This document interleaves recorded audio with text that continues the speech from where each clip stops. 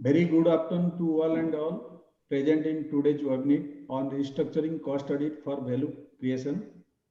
Wishing you all a very happy and successful new year in advance.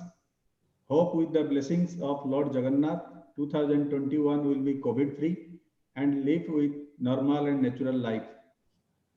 Today's resource person, respected CMA A.N. Raman sir, President SAFA 2011, CMA CS Dr. S.C. Mahathi sir, President of our Institute 2013-14, CMA Antaryami Acharya sir, Chairman Talcher Angul Chapter and Moderator of the session, Chairman of the South Odisha Chapter, CGK Chapter, Raulkela Chapter, Sambalpur Chapter, Jajpur, Keonjhar Chapter, Balasore Chapter and their team members. Past Chairman of the Chapter and EIRC, Regional Council members of ICAI-Talcher, ST members and stakeholders, Chairman of the Chapter CMA Mukesh Chaube, Secretary of the Chapter CMA Ajay Kumar Samal, and all my professional colleagues in the Managing Committee. I, on behalf of the ICAI Bhubaneswar Chapter, heartily welcomes you all to the today's webinar on the restructuring cost audit for value creation. Today we have with us most renowned and relevant personality CMA N. Raman sir.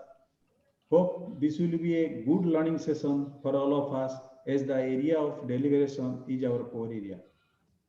Before brief introduction of today's resource person, I would like to request our official to play the Institute anthem. All are requested to fold your hand during the play of Institute anthem.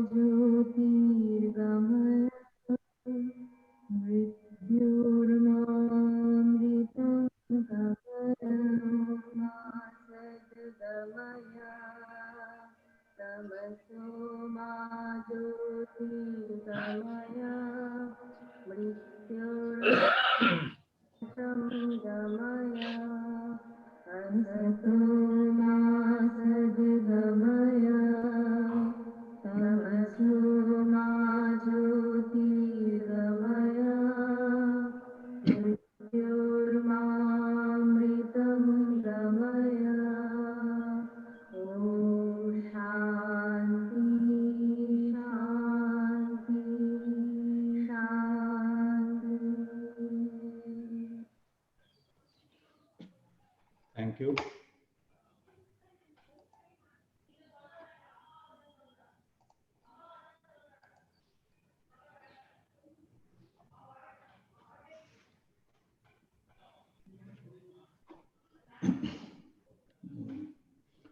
Now it is time to welcome and introduce today's resource person. I heartily welcome you, sir, on behalf of the Bhubaneswar and all other chapters of Odisha. Thank you. Thank you, sir.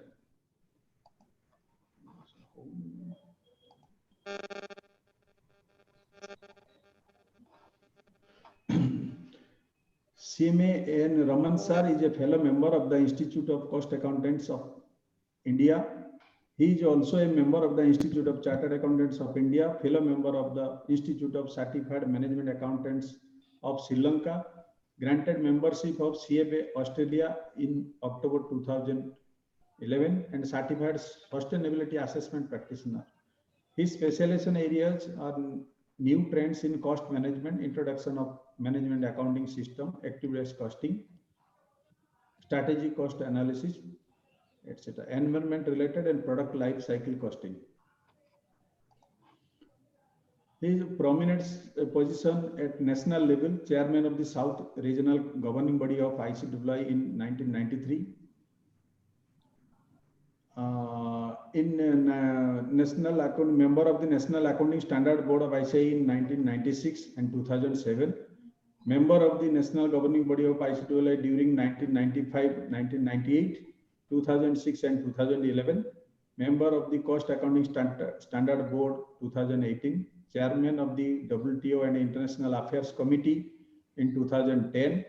Chairman of Global Committee of Management Accounting held at Delhi in 2018. Member of the Total Cost Management Committee of the Confederation of Indian Industry CIE and Chairman of 2009 Cost Congress of CIE held at New Delhi.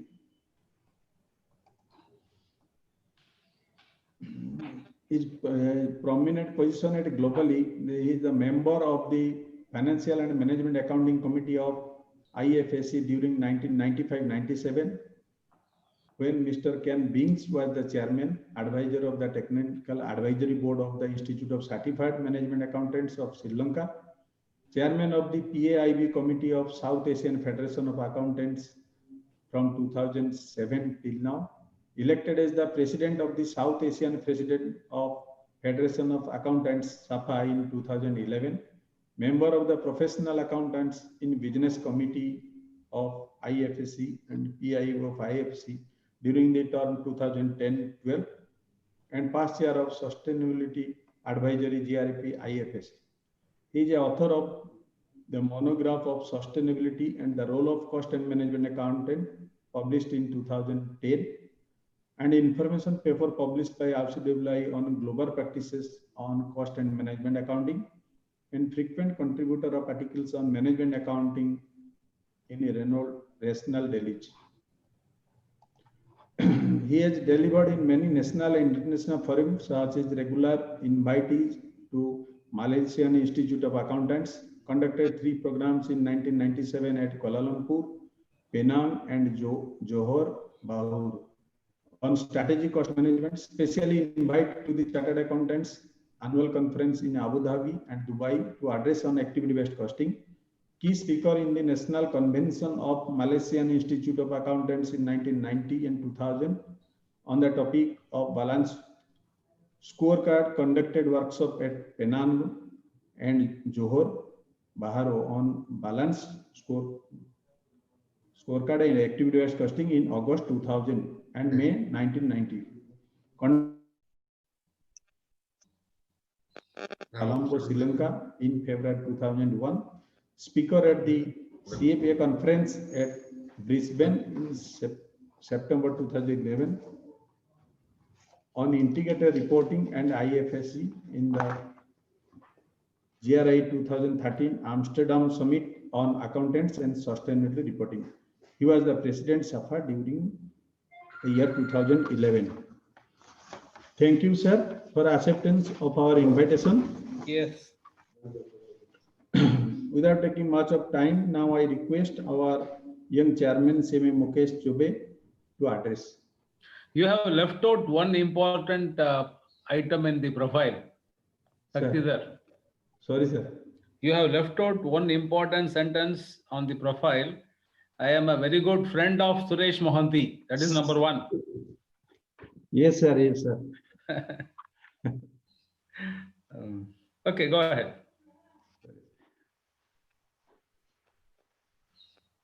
Now, Mukesh, over to Mukesh Chubey, chairman of the chapter.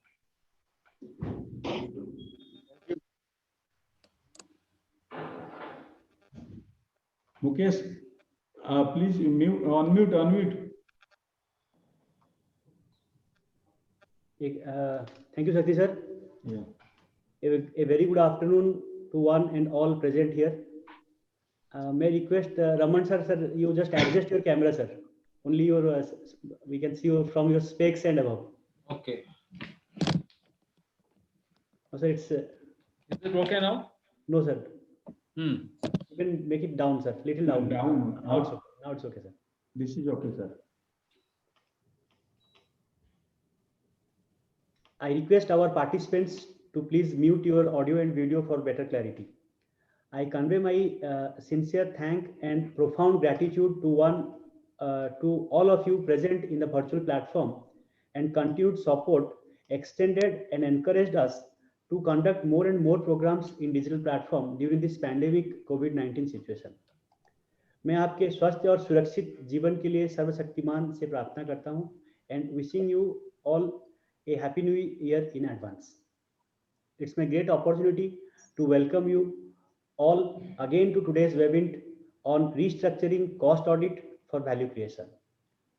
Today's resource person, respected President SAFA 2011 CMA AN Raman sir, President 2013-14 of our Noble Institute and member of our vibrant chapter CMA CS Dr. S.C. Mohanty sir. Chairman of Talcher Angul chapter CMA Antaryami Acharya sir. CMA Satyadhar Singh sir. Chairman PD committee and CMA Ajay Samal, Secretary of Organised chapter. CMA Niranjan Mishra sir. CMA Devasi Shah sir. CMA Damodar Mishra sir. Senior members and stakeholders present in this August digital gathering.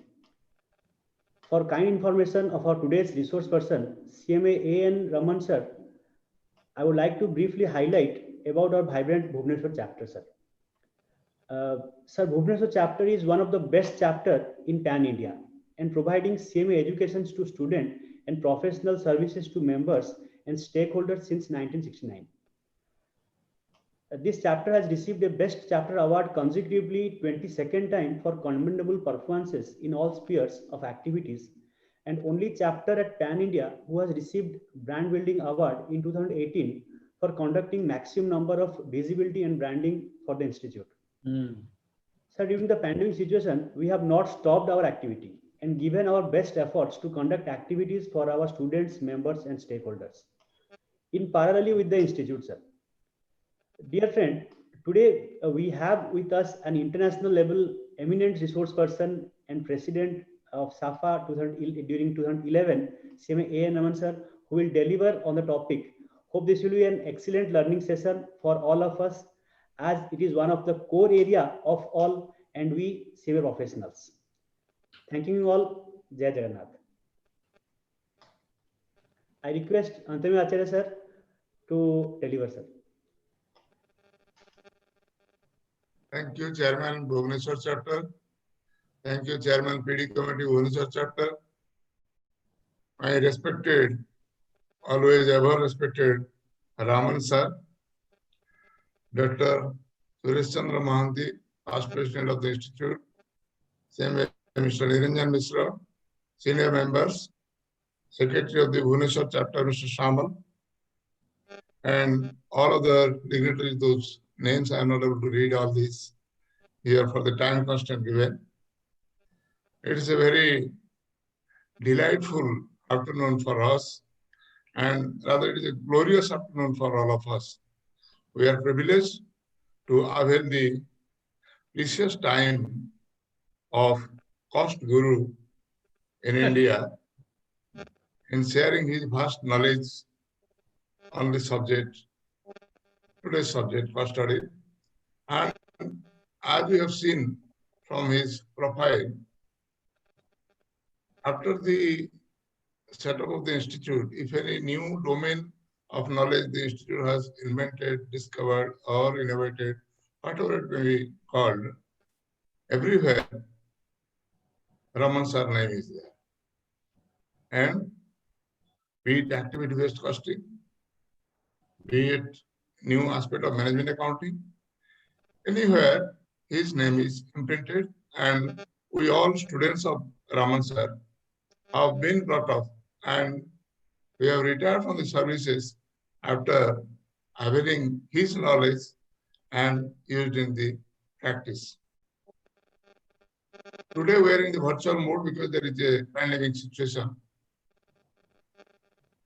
And this I recall some 30 years back, this mode of knowledge sharing Raman sir has done in Chennai in Kamraj Auditorium Hall with Dr. Robert Kaplan.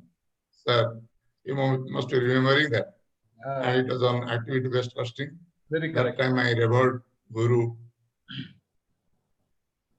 G.S. Subramanian sir was available. Yeah. That time. And that time when we cannot think of a conferencing, internal within India conferencing, international conferencing was done availing the services of the VSNL that time. So he's such a tech-savvy man in our profession, and we are always proud of you, sir. I am very much delighted equally with the fruitful effort of Bhubaneswar chapter. I wonder how they could persuade your high esteem to address us this evening on this morning topic. burning topic I am telling because it will be justified by Raman sir. Really, it is a burning topic for all the cost professionals. Raman sir is pioneer not only in one aspect of the activity-based costing, in so many aspects of the cost and management accounting. I remember long back he told, when you ask for a protection, statutory protection of the cost accountants, just you think of how the MBA students they are fighting in the market. If they can do, why you cannot do? You are the president of SAFA for 2011, and he justified so many positions across the globe. As a participant, and as usual, I am an attentive listener to him whenever I get an opportunity to listen to him. Raman sir, I would put some expectations as a cost accountant on this very contemporary and burning topic.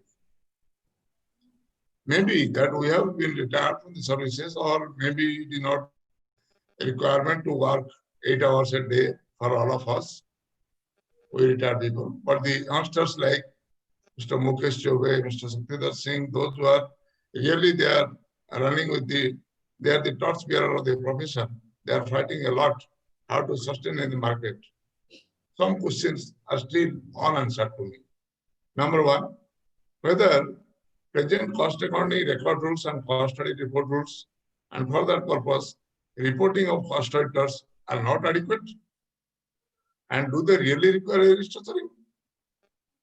Number two, having no robust mandatory coverage of cost audit in industries, and with the existing strength of professionals of cost auditors in practice, are we in a position to convince the industry about the benefits of the cost audit by the cost professionals?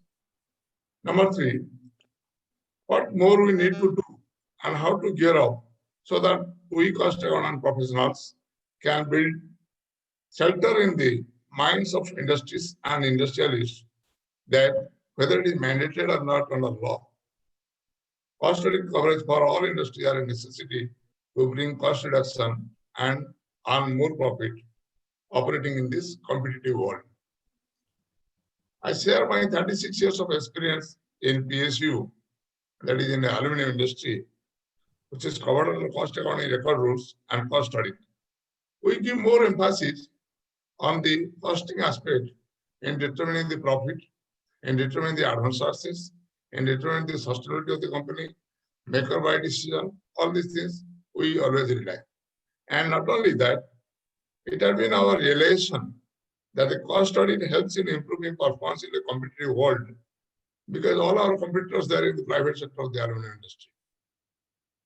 And through business process reengineering, validating fundamental cost data, target costing, schedule budgeting, and optimization of available resources, it has been our endeavor. And I reveal before you, sir, in all these things in NALCO as a senior executive I retired, and everywhere we have implemented the knowledge what you have imparted to us, either in the monologue or in the classroom or in the conferences, seminars, and we are really proud to have you in this evening. The board of directors of NALCO always give a due weightage to cost audit report, and Dr. Mohanty is present here. He might have experienced it, and they give due weightage to the cost auditors because there is a benefit in the cost audit. Still, it really needs to restructure a lot. I agree, sir, to make it industry friendly, and the so motor acceptability is yet to be felt by the industry. Let us listen to Raman, sir, and I request all participants to keep their microphone in mute mode so that we will not disturb each other in listening to Raman, sir. Thank you, sir.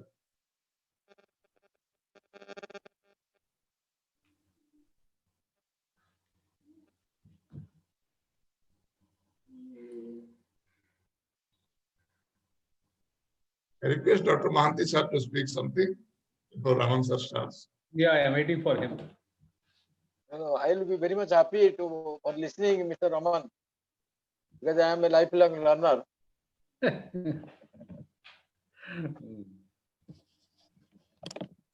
He has brought everything for us. Let us discuss.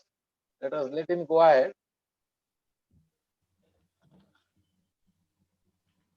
So, shall we start then?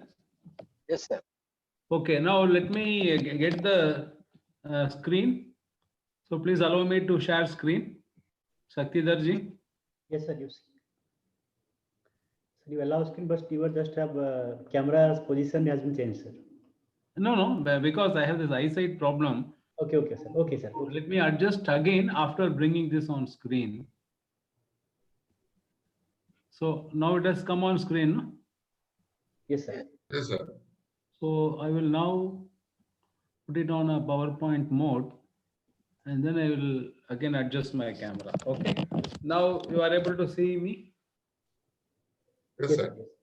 It's okay, sir. Okay. So thank you. So nice of you, Suresh ji, Antaryami Acharya, Niranjan Mishra ji, our ex-CCM, and other members of the Bhubaneswar chapter, and all those innumerable friends to whom I have sent the link today, and they have joined for this important presentation, what they think is really going to add value. First of all, let me be very thankful to Suresh. And when we selected the date, that is me and Suresh, when we selected this particular date, I was not aware that it just follows the day next to Vaikunta Ekadasi Day. You celebrate it in a big way, no? There also in Puri. Yes. So yesterday was Vaikunta Ekadasi Day, and my native place. I am speaking to all of you from my village. Actually, you see the importance of network today. It's a village having not more than 700 people. I am sitting with my parents' home, and I am speaking to you. And adjacent to my home here is a compound wall of a very famous Vishnu temple called Gajendra Varada. So yesterday we had the Vaikunta Ekadasi day, and the next day I am having this event. So the Vaikunta Ekadasi day is the day on which we all know that darshan of Lord Vishnu cleanses all the evils, and it paves way for us for the real moksha. The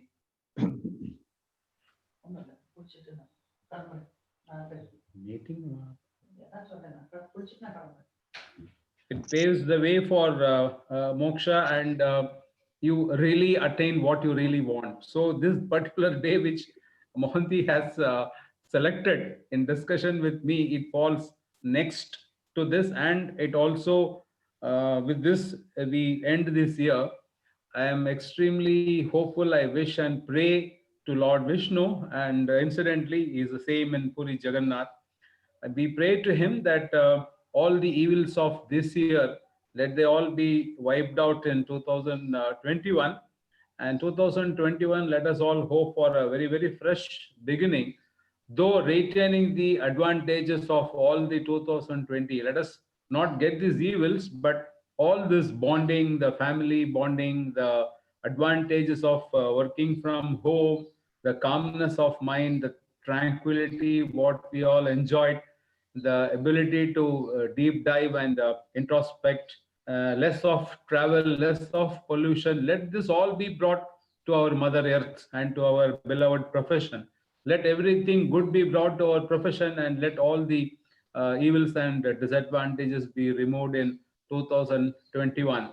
So towards this, Lord Vishnu, who is Antaryami to everyone and to everything, let that Lord be present in all of us and bless us with what all we aspire in the days and the months to come. So with this very strong invocation to Lord, let me proceed with this presentation.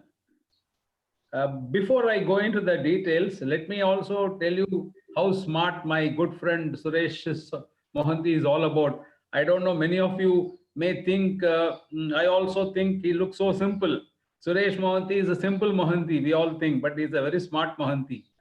If I have an advantage of renaming him, I will call him as a Smart Suresh Mohanty. That is what I will do. You know what he did? A fantastic guy. He said, you don't talk only about cost audit, but first few minutes you have to talk about strategic cost management, and then you speak about cost audit. Arey bhai, ye kaise ho sakta hai? I asked him. This is a completely an audit and assurance area, and strategic cost management is something which is done by being a part of the business. It is not an audit domain, it is a management domain. And you want me to speak first on a management domain and then on an audit domain? How come I protested? He said, no, not like that. You have to do this. That's what Suresh, a beloved, command on me. So then I thought, this guy is really making a smart move. So how can I do that? Then I worked out a mechanism, because Suresh will not leave me. And that mechanism is, what is the center point between these two? Let me start from that. So just like there is a North Pole and the South Pole, the center point is the equator. You need to start from there. And only then both of them will be equidistant. So what is the center point for speaking on strategic cost management, and what is the center point on looking at how do we restructure the cost audit for value creation? And incidentally, when I speak on restructuring the cost audit for value creation, most of the points with which Antaryami was raising, Mr. Acharya, my good friend, was raising, they all would be answered when we touch on those issues. So coming back to this question, when you want to speak about strategic cost management and you also want to speak about cost audit, how to restructure for value creation, you need one common starting point. So what are they really the two sides of the same coin? Can we look at it differently? Then I thought, yes, there seems to be some green signal what this guy is talking. There is a common, it's not a common divide, but you can look at the same thing from two angles, and the dividing line can be the same. If you stand and look at it from this side of the coin, you speak of strategic cost management or managing costs strategically. So if you look at the other side of the same coin, you can look at it from a cost audit angle, how to restructure the cost audit itself for value creation. So I said, let me satisfy my friend Suresh Mohanty by commencing the speech on something called how strategy has changed the world for all of us. So few slides, you need to be very careful in following me, because the impact of that will come throughout. Till the end, you will see the impact of that. So what is the single point of issue which has divided the whole world of not only the business, but also the management accounting? Like what they say, at least as far as the English calendar is concerned, you say before Christ and after Christ, AD. So the birth of Jesus, that period you have before and after. So even in our own Tamil Nadu, those who are a very aspirant followers of the film world, we have a very, very great actor who is no more, who is called as Shivaji Ganeshan. So all the actors who followed him or before him, they were all referred to that he belongs to before Shivaji era or after Shivaji era. That is how someone who makes a very big dent, or any historical event which makes a very big dent, you start looking at it, how was it before that and how was it after that? So if you look at it, if you look at the same analogy as far as my topic is concerned, how was the cost accounting before strategy, and how the cost and management accounting has changed after strategy? So basically, a strategy ki dunya, this world of strategy has created such a huge impact. If we understand that as a starting point, most of the questions which we wanted to answer today, either from what Antaryami Acharya said or from Suresh Ji said, they all would get answered very easily. But my note of caution to all of you is, there is no simple answer to this question, how to restructure the cost audit for value creation, unless you try to get into the deeper insight what I am now trying to say. You will not get the real clue. If you don't get the real clue, then you will only say this guy is a high funda, which is what many of my friends keep talking. So now I have moved into the second screen. So I hope the screen has moved for all of you. I'm just requiring a confirmation before I go ahead. Yes, sir. Yes, sir. Okay. Now, what was there all these years ever since the globally the cost and management accounting evolved during, it is not only during the First World War. Many of you who think that cost accounting started during the First World War, let us all remember cost and management accounting started much before that. It all started even in the 19th century itself in the factories of textile mills of United States and in some of the plants of British Raj in UK. That is where the cost accounting started. But if you look at this center of this chakra, the center of this chakra is how the cost accounting evolved. When it evolved before strategy became important, something else was important. Oh, kya hai? You had lots of customers. Slowly, the industry started evolving. Everyone from a simple roti kapda makan dunia, they have started gradually becoming a scientific world. You started entering into an industry evolving world. Whether you like it or not is a different thing. If you ask me spiritually, Mr. Raman, do you have conviction in what you are talking? I would say no, I don't want this world. I want to go back to my early 200, 300 years back, what my forefathers lived. I want that life. That's what I will say spiritually. But what you can't avoid today is this. So in those early phases, when customers started getting the taste of products and people started getting goods of the factory, there was not much of the need for marketing a product. There was no need for marketing a product. There was no need for creating a demand. There was no need for segmenting a market. Business strategy ka naam hi hai nahi tha. It's nothing called business strategy. What all you need was, you have to put up a factory, invest in a factory, please fabricate some machines. You get very good raw materials. Raw materials were never in short supply, but good labor was in short supply. So you needed labor, you needed raw materials, and if you had the machinery, then you make out a product and then you started selling. In fact, in those days, the markets were nearby. Only when the mass production started, the logistics issue, shipping the product to distant places, they all started. Cost accounting started in that sort of era. This is where I would like my friends to remember what is wrong. Later on, you should connect what all I am saying with this circle.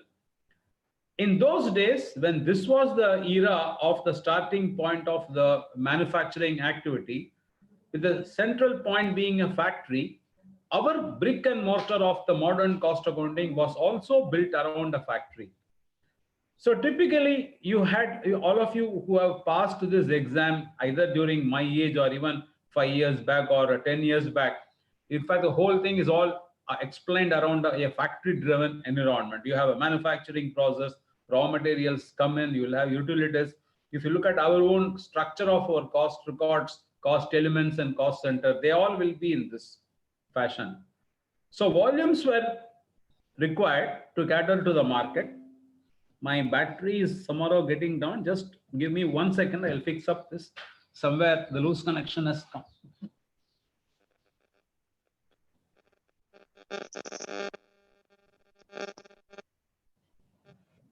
Just 1 second, give me. I only cross-check whether battery has started charging.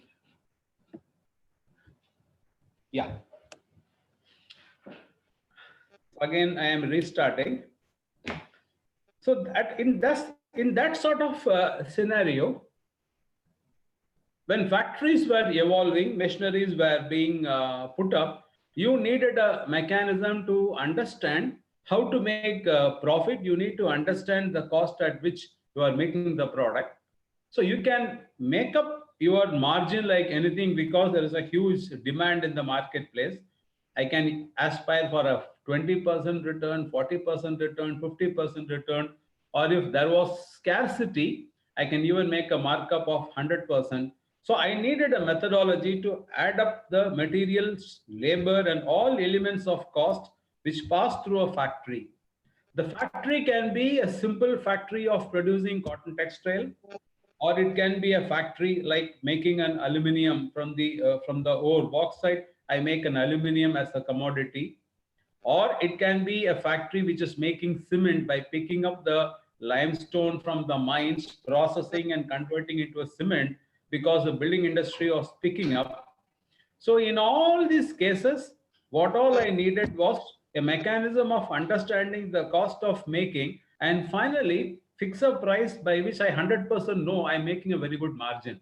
So this is how cost accounting dunya started. And this kept on improving. It all started happening over a period of time. There is a big history about it. I do not want to get into that. I'll come straight to the central equator of the whole mechanism, which is strategy. So it came up to a point where I can say this evolution kept on happening till 1970s or 1965, which is slightly after the end of the Second World War. Globally, the factories were the fulcrum of all development. Factories were the concentrating point of all development. So everything revolved around the factory.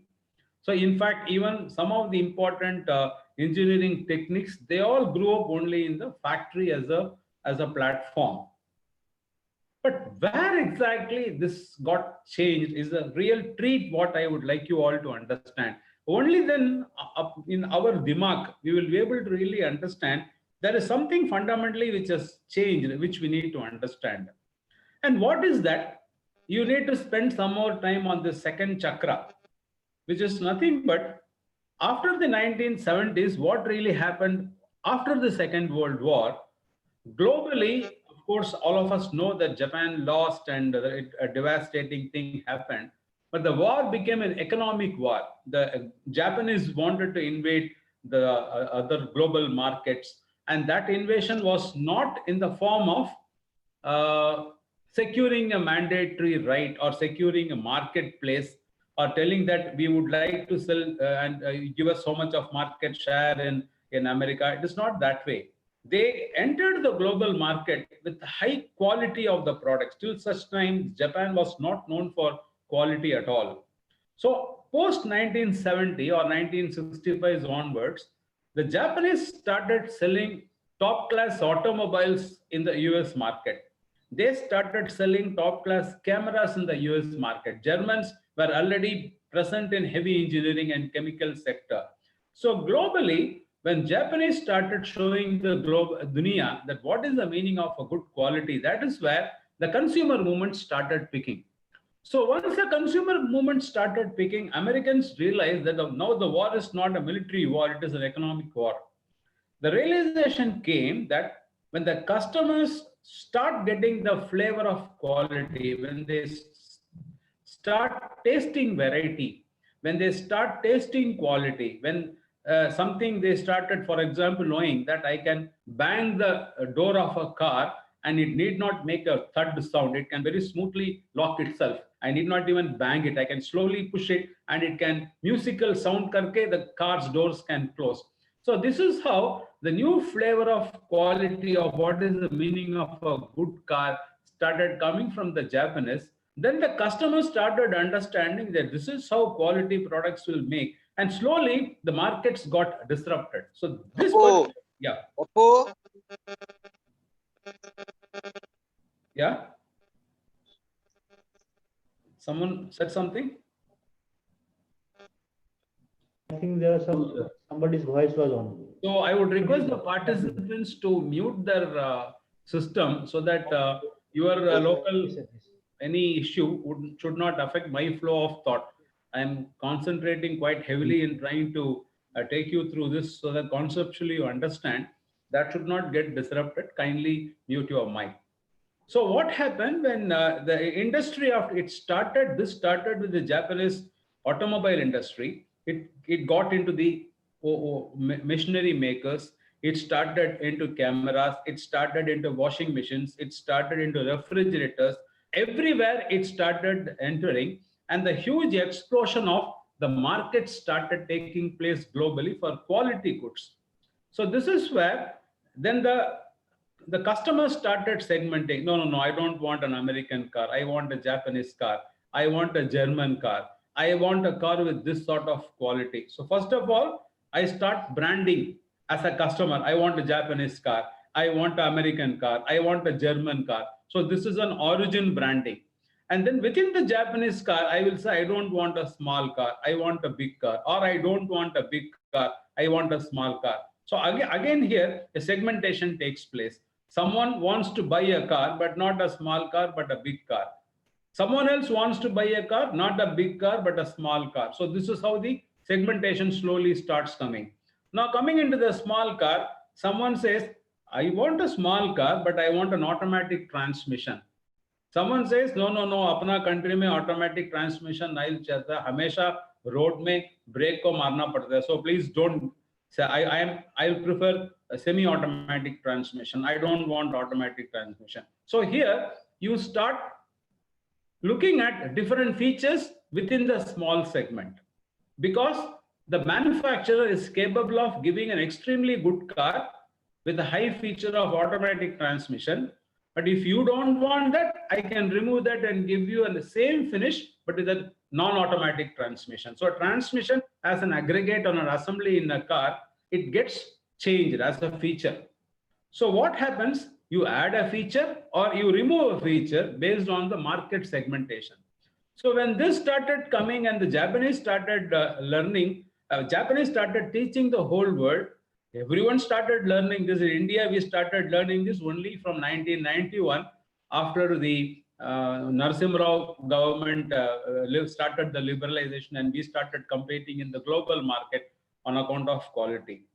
So everywhere when the Japanese game was well understood, lots of literature started coming. In fact, what Antaryami Acharya referred to about Dr. Robert Kaplan, he was the guy who wrote a very good book on the rise and fall of management accounting. He goes on to say how management accounting was very strong in running the effective American enterprises till the earlier 19th century or later part of the 19th century, but how the whole cost management became very weak when it started aligning with the financial accounting and not for running the business. When the cost accounting became more important for valuing inventories, WAP, finished stock valuation, and external reporting, the real strength of management accounting lost its value. That is how Dr. Robert Kaplan wrote his book. So many people started understanding the Japanese methods, and it went into, everyone started improving. The Germans started improving, the Americans started improving, many of the Australian, many of the European countries also started improving products. So the global war it took a different shape. So gradually, China also started picking the game 20 years before us. All of you know the Tiananmen Square issue, 1970s and 1980s. 1980s itself, they started all these changes. Though held by the communists, they started making adjustments to the outwardly, they said it is a communist country, but internally they started making adjustments to their industrial policies and things like that. So what is the sum and substance of I have conveyed to you through this slide? Through this slide, I had conveyed to you a very important message that a simple factory, setting up a machinery, getting raw material, manufacturing and selling a product, that paved way for understanding from 1980, 1990s onwards, what is the global position of various products. So added to this, after 1990, the WTO agreement became a very important issue because globally markets had to be opened. And so with a single global market and things like trying to be qualitatively competing, etc., people started segmenting the markets in a very big way. And that is where strategies started coming in. So I would like to make this car, I would like to make this product for this global market. These are all going by the name called strategy.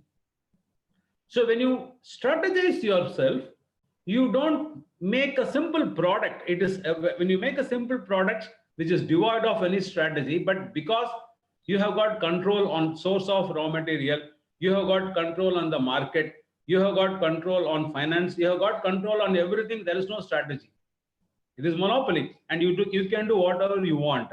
So many of our industries were all born in that sort of era. And that is why the cost accounting belonged to that era. It helped in curbing monopoly and the monopolistic pricing. Whereas that sort of cost accounting will not help in competing in a segmented marketplace. So we need to understand the cost structures in a segmented marketplace. How do we can align the cost structure with the market segment?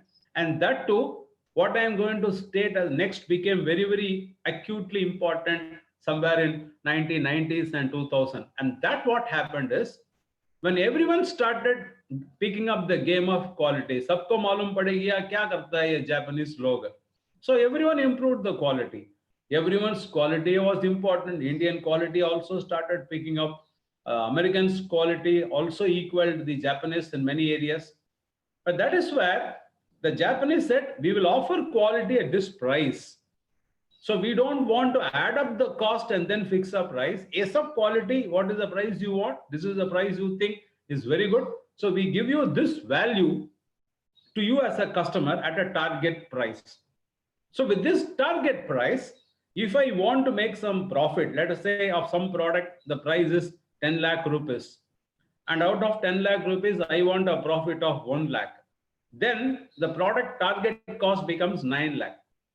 So the 9 lakh is the product cost, but you also need to give quality. So I can't compromise on quality. And I also need to give value addition.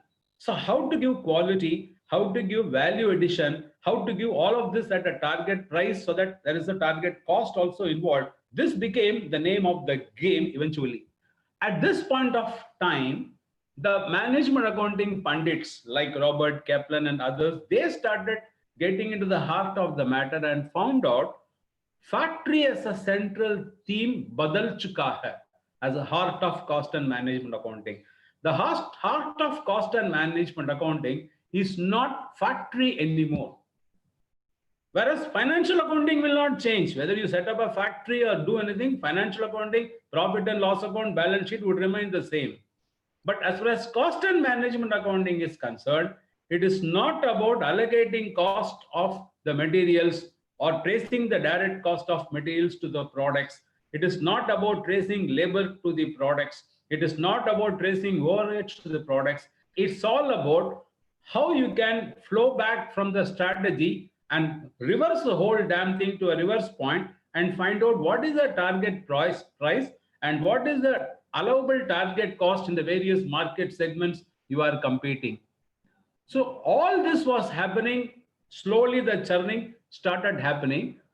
But what happened as a peak of all this somewhere in the last decade, which is somewhere by 2011 when Suresh Mohanty elected me as the president of SAFA, towards that phase, in that period, 15 years, that phase, something else became also more important, and that is called sustainability dunya. So that is where people said strategy is fine, segmentation is fine, everything is fine, but don't think your only stakeholder is the finance provider. Stakeholders means it doesn't mean your only stakeholder is someone who has given you the share capital. Aisa nahi hai. So when you set up a factory, think that like your government has given you a license to produce, but aajkal license Raj khatam ho chuka hai. It is not about licensing issue, but you should think that you are getting a license from the environment to manufacture products. Matlab ye hai, you have a right to manufacture, but you do not have a right to pollute the environment. You have a right to set up a factory in a village, but you do not have a right to set up and spoil that village environment. You have to live in harmony with the villagers. You cannot spoil or you cannot corrupt the society. You have to harmoniously blend yourself with the society. So you need to understand who are all your stakeholders, and your business has to be sustainable. Not only that, the products you are making also should be sustainable. Let's say I'm manufacturing a paper. Let's say a value-added paper. If I'm making a value-added paper, I have a paper mill. Whatever waste I'm generating from the paper mill, even if the cost is the lowest in the whole world, but if you are letting out that waste, the spent liquor, etc., in the river nearby, without treating that liquor, Even if your cost is cheap, you are making maximum profit, yours is not a sustainable factory. So your cost should be lower. At the same time, your polluting situation also should be controlled. You cannot pollute your the surrounding around you. You cannot pollute the groundwater. You cannot pollute the river water. You cannot pollute the society. So you have to do your business sustainably. So in the central yellow bucket, what you see, yellow circle, what you see, completely what was factory in 1950s or till 1970s to the whole world of business, that is now shifted to what is called the stakeholders' interest. So are you creating value for all the stakeholders, or you are only creating value for your financial stakeholders? So that means what? A business will not be judged by the balance sheet alone today. And that is the current trend which is happening. So a business cannot be judged by its contribution to increase its net worth or what is the EBITDA, etc. A business will also be judged equally. Are you in the business of manufacturing or serving the society? In case you are a service sector company, are you doing it by keeping your customers happy?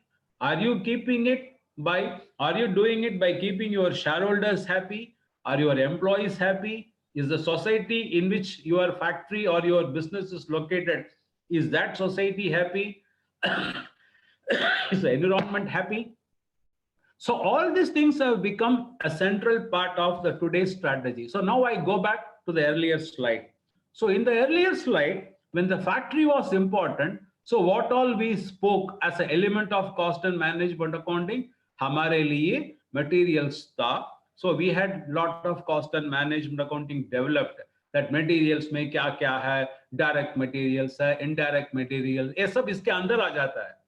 Then what is the manufacturing process involved? What are all the utilities involved? What are all the overheads involved? So all these things come as a subset of the factory ki dunya.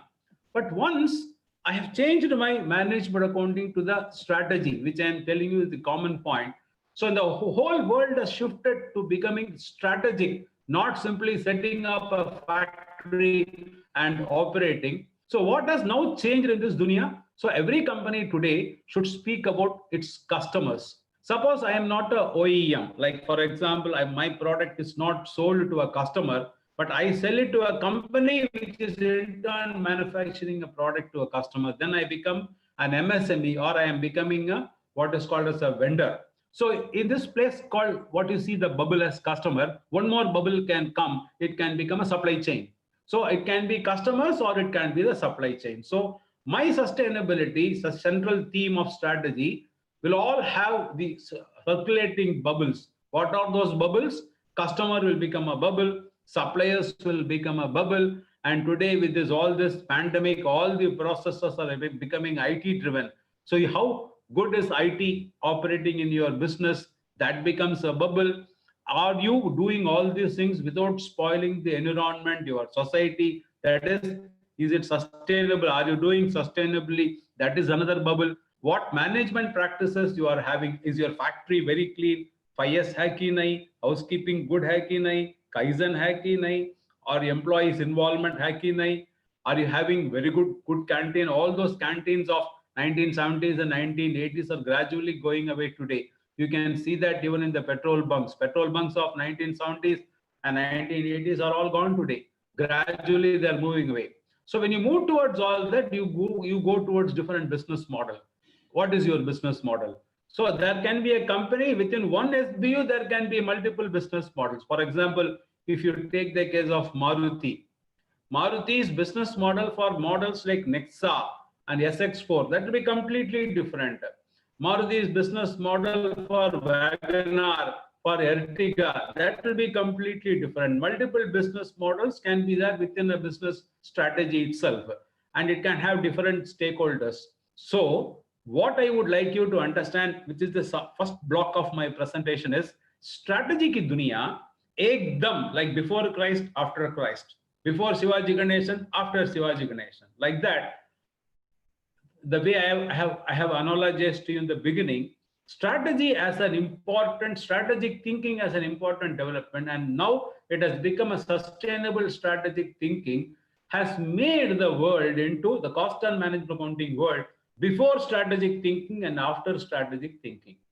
So before strategic thinking, if the cost and management accounting was revolving around the factory, then you spoke about material, labor, overhead, utility, etc. But the cost and management accounting, which is now revolving around the strategic thinking, that is where now the new approach will have to be taken very seriously. This is the reason why I will now quickly answer Antaryami and then I move on to my second part of my theme. This is the reason today when very illustrious boards, board of directors of very top class companies, it can be companies like Hindustan Lever, where the management practices are very strong. Those companies where the boards, what does the top management will do to the board of directors? They will make a presentation on their strategy. What is the strategy of the company and how next 1 year, 2 years, 3 years, they are going to do the steering of the company. Financial accounting and audit and all will be only mandatory, will be only compliance. 1 second.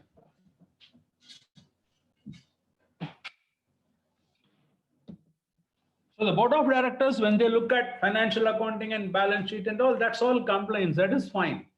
But when they listen to the mandatory part, when they listen to the management strategy part, they would look at things like what is the profitability of different business models, how the cost structure is going to give us a competitive advantage.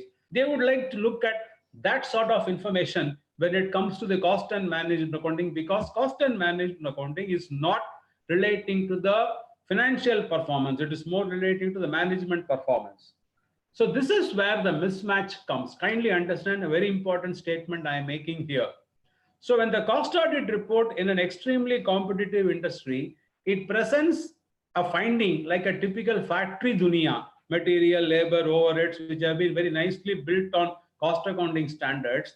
It speaks a language which is not current. So when you do the restructuring of cost audit, when you make a presentation to the board of directors today, the cost audit report should relate to the last year's strategic performance. So the cost audit report, if it is able to focus on not sector-wise reporting, strategic segment-wise how it has done, what is the problem in which strategy, which particular segment the company has to do slightly different. When the cost auditor is able to align with the strategy, then the board will see value. This is exactly where the restructuring will have to take place. So now what I am going to do is, these few slides which I have presented to you so far is to convince you that aaj ka dunia is not a factory dunia.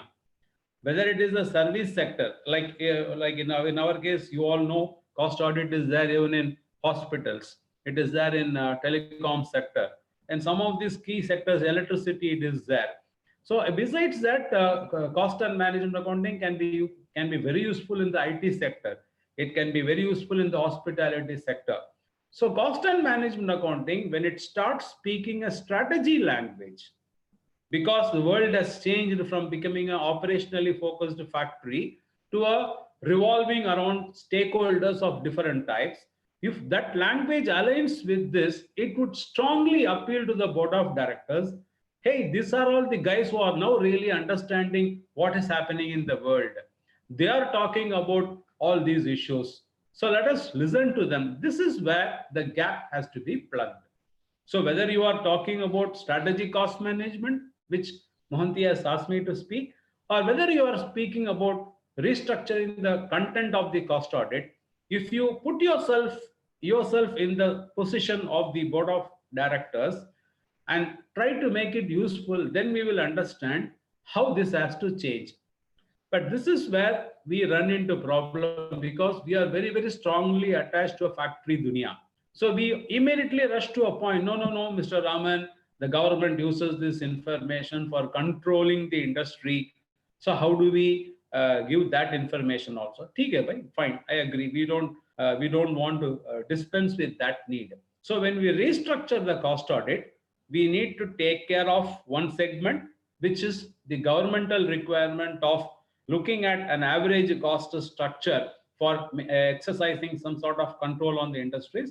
Let us keep that. If you feel not comfortable with that. Let us not do away with that. But at the same time, if you want the companies to appreciate the cost and management accounting support you need to give, so how do we do both? So that is the balancing which we will now have to discuss. Now, I have taken you up to this particular point. Now what I will do is, we will now look at this from the strategic cost management angle, which is what Mr. Mohanty wanted me to speak to you first. And after a few slides on that, the same thing, how to now reposition it, that in terms of the cost audit restructuring, we will speak on that. So now I am going to the next part. How do we look at the cost competitive strategies today, create the required checkpoints through the cost and management accounting process, so that the whole cost and management accounting, the CMA role, becomes more strategic. So if you want to look at that, this is how companies start planning what is called as a strategy. So what happens in companies today, it can be even in as simple a company like what Antaryami ji has worked in NALCO. Even in companies like big public sector like NALCO, it is not the same public sector what it was 20 years back or 15 years back. Including those companies, even in aluminum, simple aluminum, different shapes of aluminum, different finish, different quality levels, different market segments. If they sell aluminum sheets to the automobile market, that will be different. If they sell aluminum sheets to a different market, it will be different. Market segmentation is impacting there also. So basically, how the companies look at their business planning today, there is something called a strategy development process in every company. This is what is taught in most of the management institutes today as an important requirement for the MBA students to understand how the business is managed today. So the strategy development process takes place in every company, where they need to look at what is the growth strategy of our company and its products. Are we entering into new markets? ठीक है, हम new market में entry नहीं करेंगे. I will only serve to the current, cater to the current markets, but how to grow? So either it will be a new entry or it will be a growth market. Such companies, the board doesn't do all that, but the top management does this and makes a presentation to the board that this is what our strategy is all about. So what the top management does in terms of the strategy development process, they discuss about the market conditions, who are all the competitors. All this language was not there, please remember, in 1970s and 1980s, when the cost accounting standards were all being developed.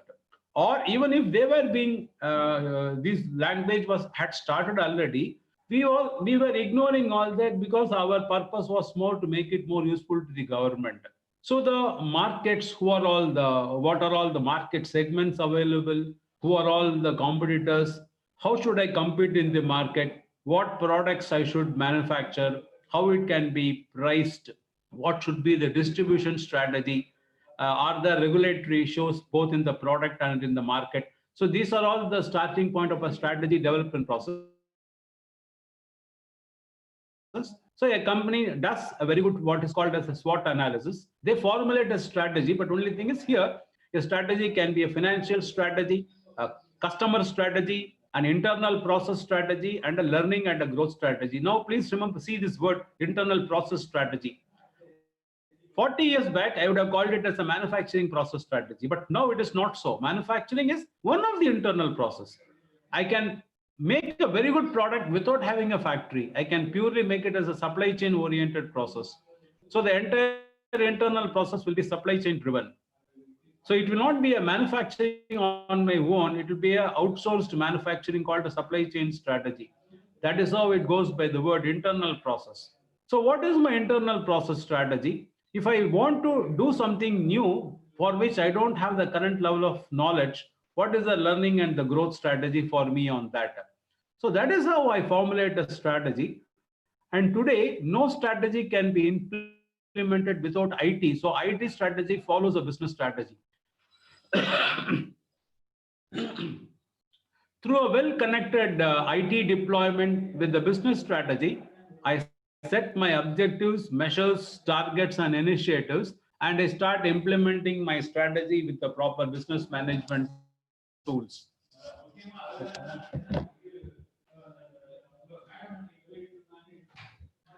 So through the strategy implementation tools, what happens when the strategy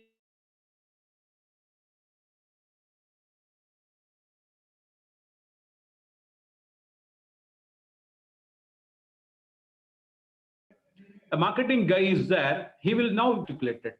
Same way, target products. Are you all hearing me properly? I'm getting a message that my internet connection is unstable. Excuse me, you are all listening?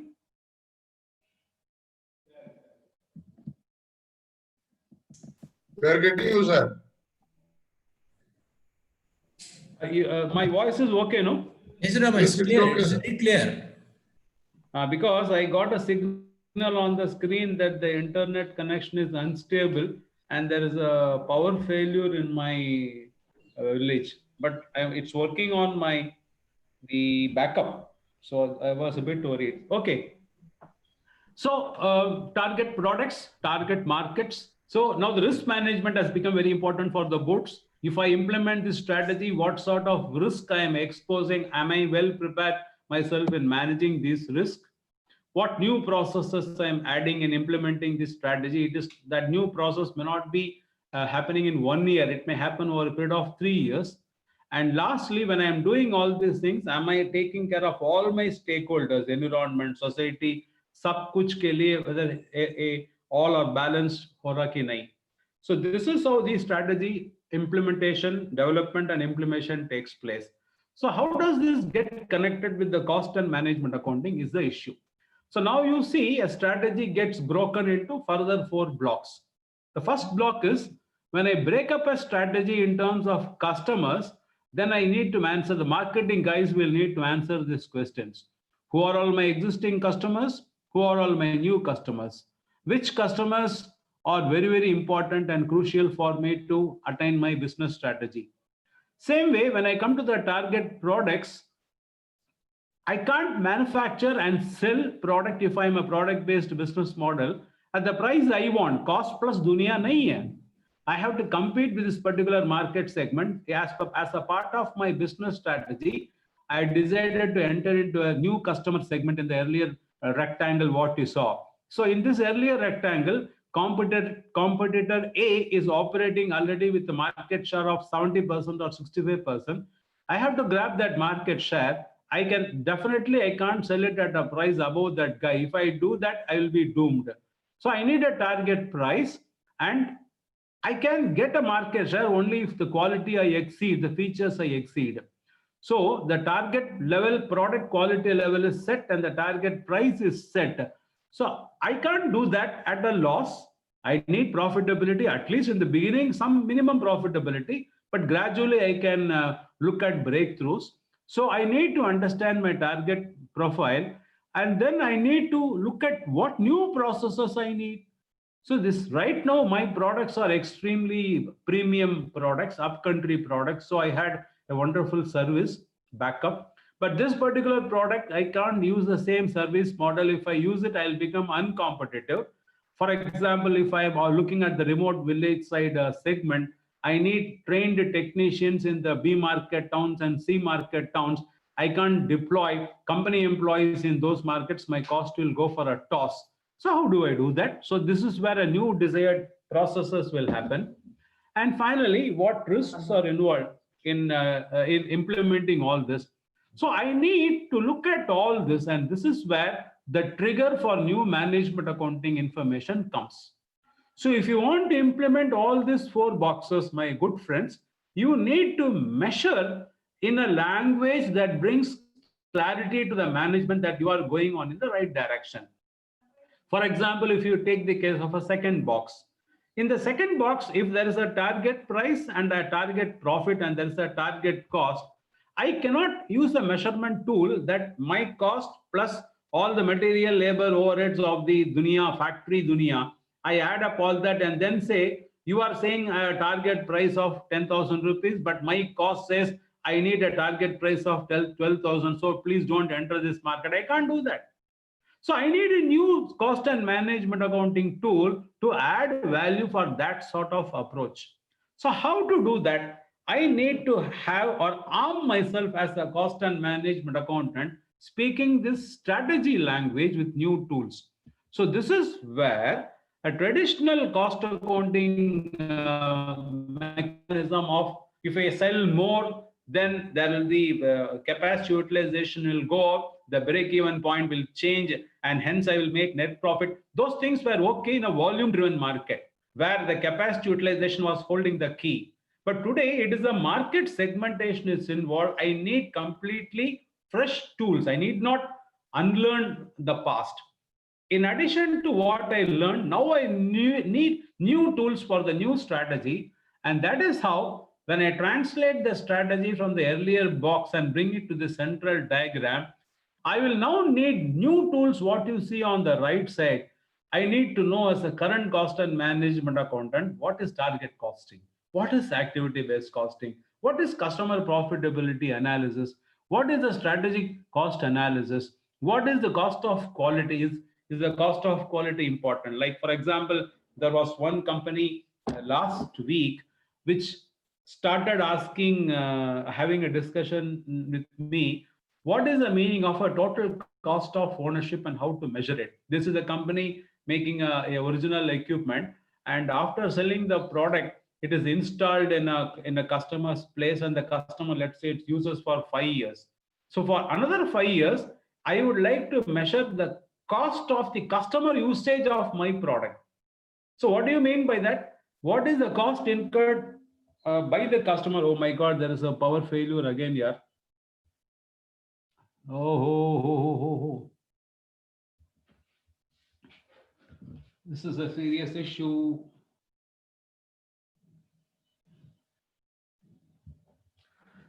Arey baapre, there's a power cut. I'm running low. What to do now? It's only 10% left.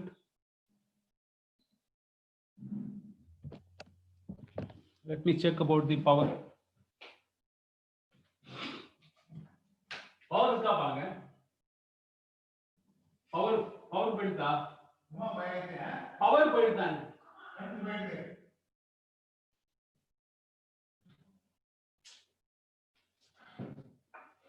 This is a serious issue on hand. How to manage it here? Bhaktidhar, gone. Sir.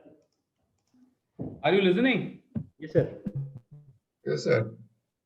Oh, but my problem is now the screen has disappeared. So unless I get the power, I can't do it here.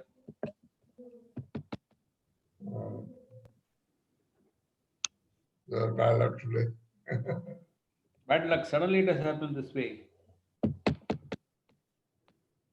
But your voice is audible, sir. Voice is audible, but for me the screen is gone. Sir, you restart, sir. Restart the system, sir. No, power battery is one.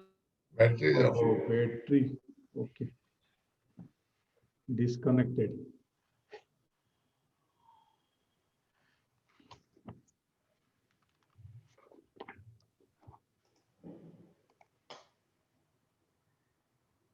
Due to some technical issues, our speaker will be rejoining soon. Please kindly have patience.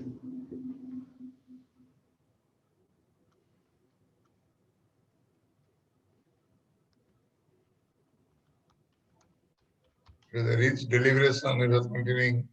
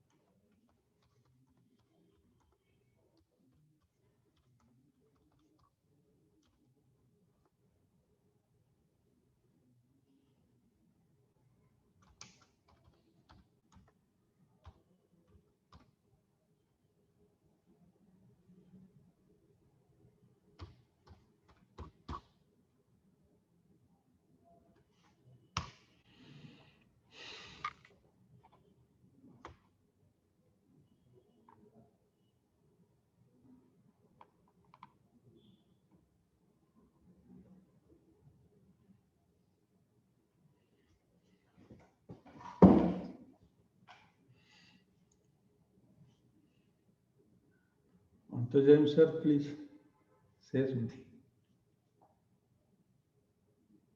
Technical issue.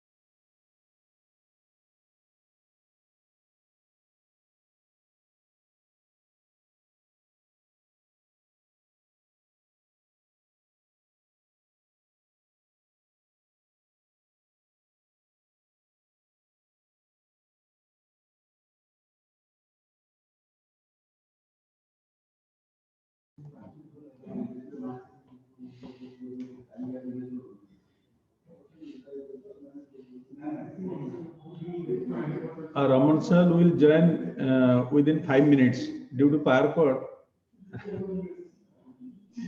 His battery is very low. He is trying to join.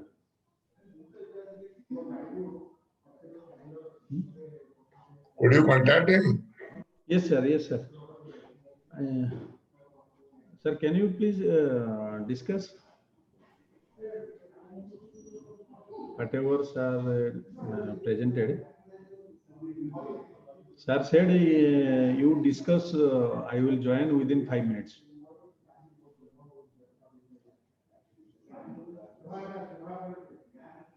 Panti sir is remained cost auditor for so many big companies, PSUs. Let us get his experiences. Panti sir, please. Sir is not is on mute.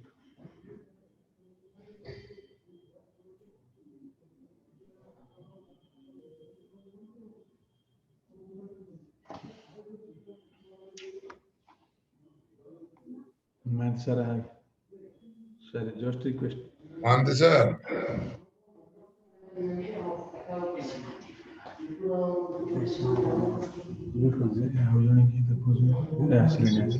Mohanty sir, Hello. Ah, please share your experiences till Mr. Raman join. आगे ना कोटे current problem अच्छी बता करना देखिए Power backup problems. actually What is the problem? What is the problem we are facing at hospital in the present scenario? And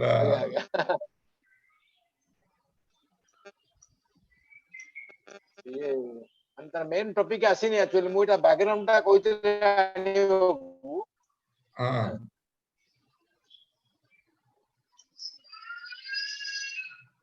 कौन सा लगे उसे डालते Excuse me, sir. If you don't mind, we are also here in the meeting who don't understand Odia. If you can speak in English, it will be great, sir.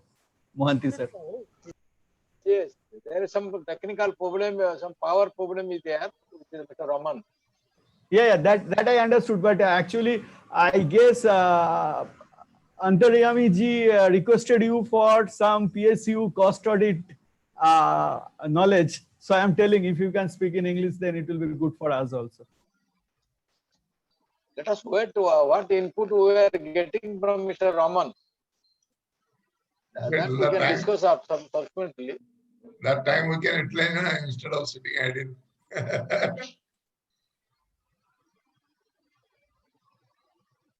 We have got vast experience in auditing, cost audit of so many major PSUs. Acharya Sahab, Sir, I am Jagannathan here. sir, namaskar. Mohanty sir, good evening. I hope the request of Mr. Siddharth just now wanted some response to what Mohanty Sahab, Acharya Sahab has raised. If you permit me, I will take the liberty of commenting something. Till Yes, sir, we Mr. request you. Till We Raman request you, sir. Yes, right. I hope you won't mind. It is just No, sir, we request you. You know, the point is, after such a great flow by such a great person, Yeah. it is perhaps showing light to the sun type. But yet, these interventions be beyond our control. So Yes. let me share with you some of my thoughts. I'm sure It is His Highness that even though staying at village, he has agreed to address us. Yes. So till he rejoins back, we request Jagannathan sir to please resume the topic. Yes. And you are expert on the topic. My comments, some of the comments, as Mr. other members, young cost auditors would be wondering, and I just read a question from some member asking that, if cost audit is useful for government authorities, then how is that the type of discussion Mr. Raman is telling will be useful? Sir, please put your video on. Please put your video on. Is it required? Yes, sir. Mr. Raman is coming back within 2 minutes. Yeah. So briefly, I just would like to share this view that what Mr. Raman is trying to present to us, he's of a detailed importance contemporarily to the entire country and companies, because the focus is shifted from product cost to the entire company, the strategies, and the different stakeholders. The stakeholders are not merely the management or the government. The stakeholders are the customers, global customers, and the various other stakeholders like society and all. So when company tries to take decisions relating to it, but using the resources which society owns, how can we link this cost audit process to such diversified interests? My comments are arising out of his first two slides. Yes, Mr. Raman is there. I'm sure he will excuse me for intervening, and he will be able to talk more on that. But this is my idea, continuing to what he said. It's a very relevant topic. I wish that his presentation shall continue for us.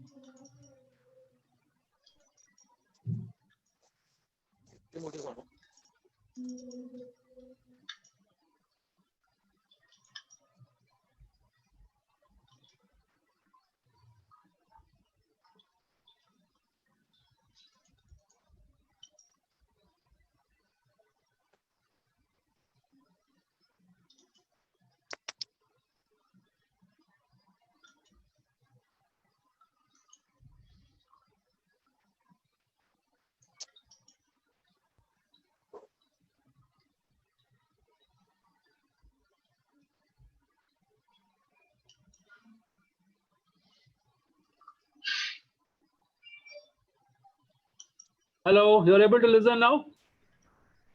Yes, sir. We are getting the slide.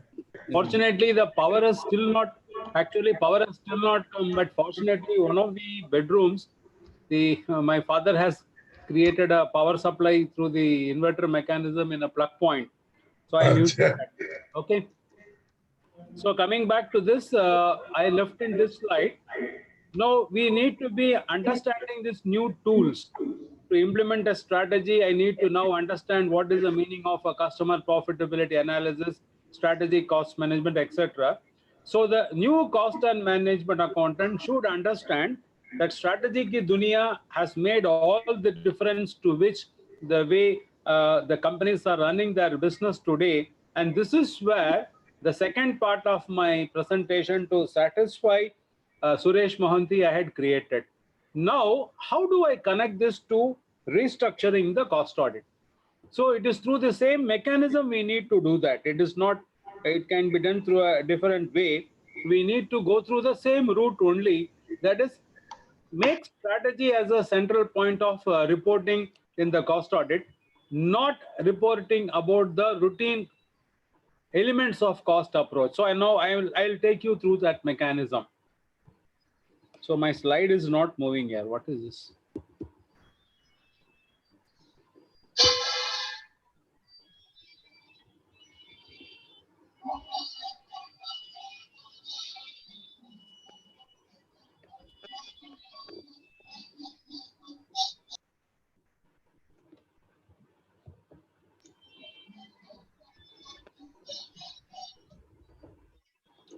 So now the coming to the second last part of my presentation of restructuring cost audit, I'll now switch over my focus to what Mr. Antaryami said, how to answer those points. First of all, we should not assume that all is well with the current framework of cost and cost audit, and it is only others who are not able to understand the utility of that. That should not be the basic assumption. So we should accept the fact that there is a need to restructure the cost records and the audit framework, but we should not accept the situation. It should not be removed from the law. Let us retain the statutory part, no issue, but how to restructure that? So in that, we should not try to fit in everything what the customer wants, the stakeholders wants. How can I do that in the current cost audit framework? Please don't do that. That is something then you are not accepting that you have to change. You want others to change and try to come within what you can offer. But rather, you move to a phase of how to understand value creation, what is happening in the marketplace, And finally, how do I do the restructuring to suit the value creation dunya? So if I understand this basic assumption, then life would be simple. So to do that, I have covered many of these grounds because since I lost time during the power cut, I am going to skip some of this part. But while restructuring the cost audit approach, we need to understand some of the major changes which are happening at a mega level. Like what I told you, there is a shift from the shareholder to a stakeholder-driven dunya. Then we need to understand that shareholders alone do not provide capital, but there are other stakeholders who give us capital. For example, if we are given a very clean environment, it doesn't mean we have not got environmental capital. We have got environmental capital. So we need to understand today that environmental concerns are becoming major concerns of the world, and sustainability reporting has become the order of the day. We can't ignore that. Balance sheet dunya, profit and loss account dunya had ruled the roost for 100 years, but now that alone is not important. We are now very much bothered about environmental sustainability, and that has led to the emergence of this. In fact, between the CAMAP lecture what I gave 1 month and now, again the world has changed. The Integrated Reporting World and Sustainability Accounting Standards Board, they have amalgamated to form a new framework called Value Reporting Foundation. Like IFRS Foundation, Financial Reporting Foundation, we have got now a new foundation called Value Reporting Foundation. And it's very important for us to understand that almost 150 nations in the whole world have combined to a UN Charter on Sustainable Development. That means we will not grow our country that just purely from the based of exports and imports and things like that, but we will develop our country by not compromising on the environmental goals.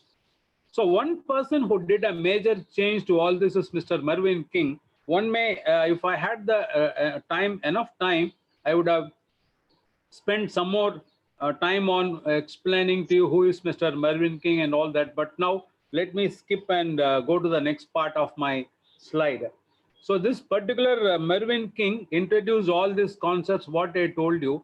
I go straight to the context, main content, what he brought as a result of all this. We will start from that to so that we cope up for loss of time.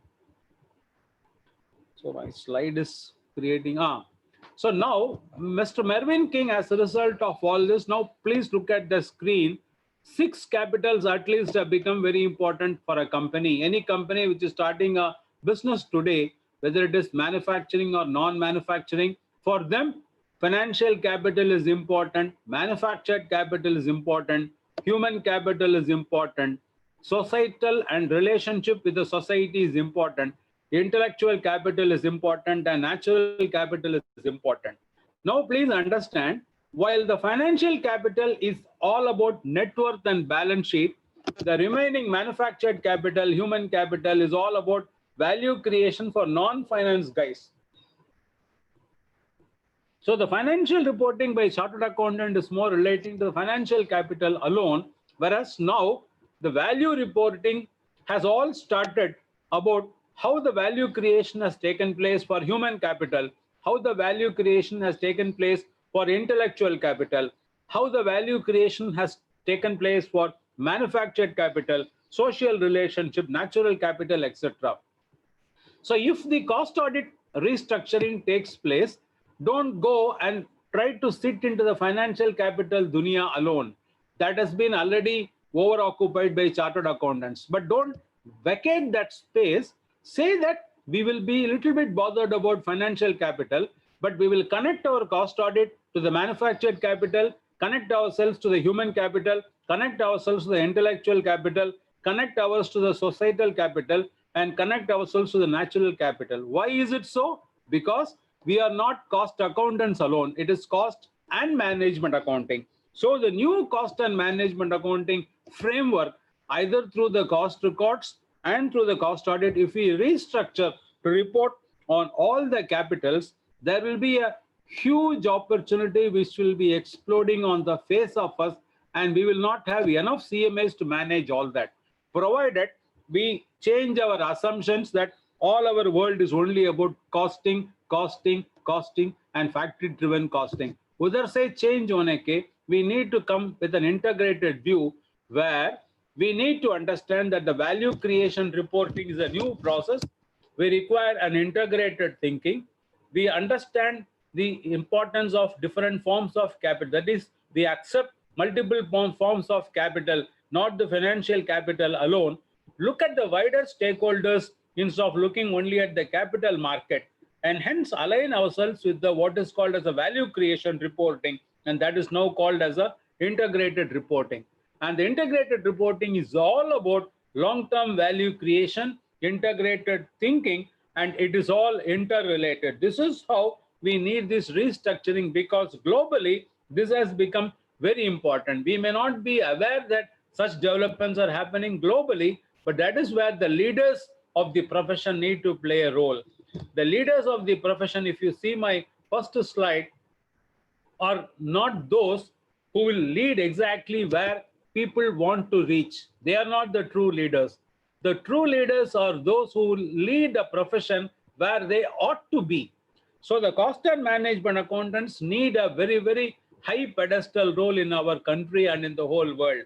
And that is where we need to be taking by looking at all this. So we have been bothered only about the last capital, what you are saying about financial capital. But the above 5 forms of capital are awaiting the role of cost and management accounting. The intellectual capital, people's capital, how a company is improving on that, how a manufacturing capital company is improving on that, how a social relationship capital a company is improving on that, and how a natural capital a company is improving on that. And this is where looking at what is called what key performance indicators, it can be non-cost information, it can be cost information. So what sort of key performance indicators need to be reported to the board? And that is the new challenge. And in this new challenge, now I'll go straight to this particular point called sustainable development goals. Why these sustainable development goals are important? Because today the corporate boards are all looking at the strategies, how my particular company is moving towards this 17 goals which are set by the United Nations for the whole world. In fact, 2 days back, there was this integrated reporting conference in Sri Lanka, which was attended by all this Mervyn King, including all these great guys. And do you know what is the most important hallmark of the integrated reports which came in Sri Lanka in the year 2019-20, despite the COVID? The single largest factor is they have all connected their annual reports to the sustainable development goals. That came in for a very, very heavy appreciation. These sustainable development goals is all, they're all connected to those 5 additional capitals, what I told you. So what is the lesson we get here now? If the cost and management accounting of a company, just don't think cost records means I should speak only cost data.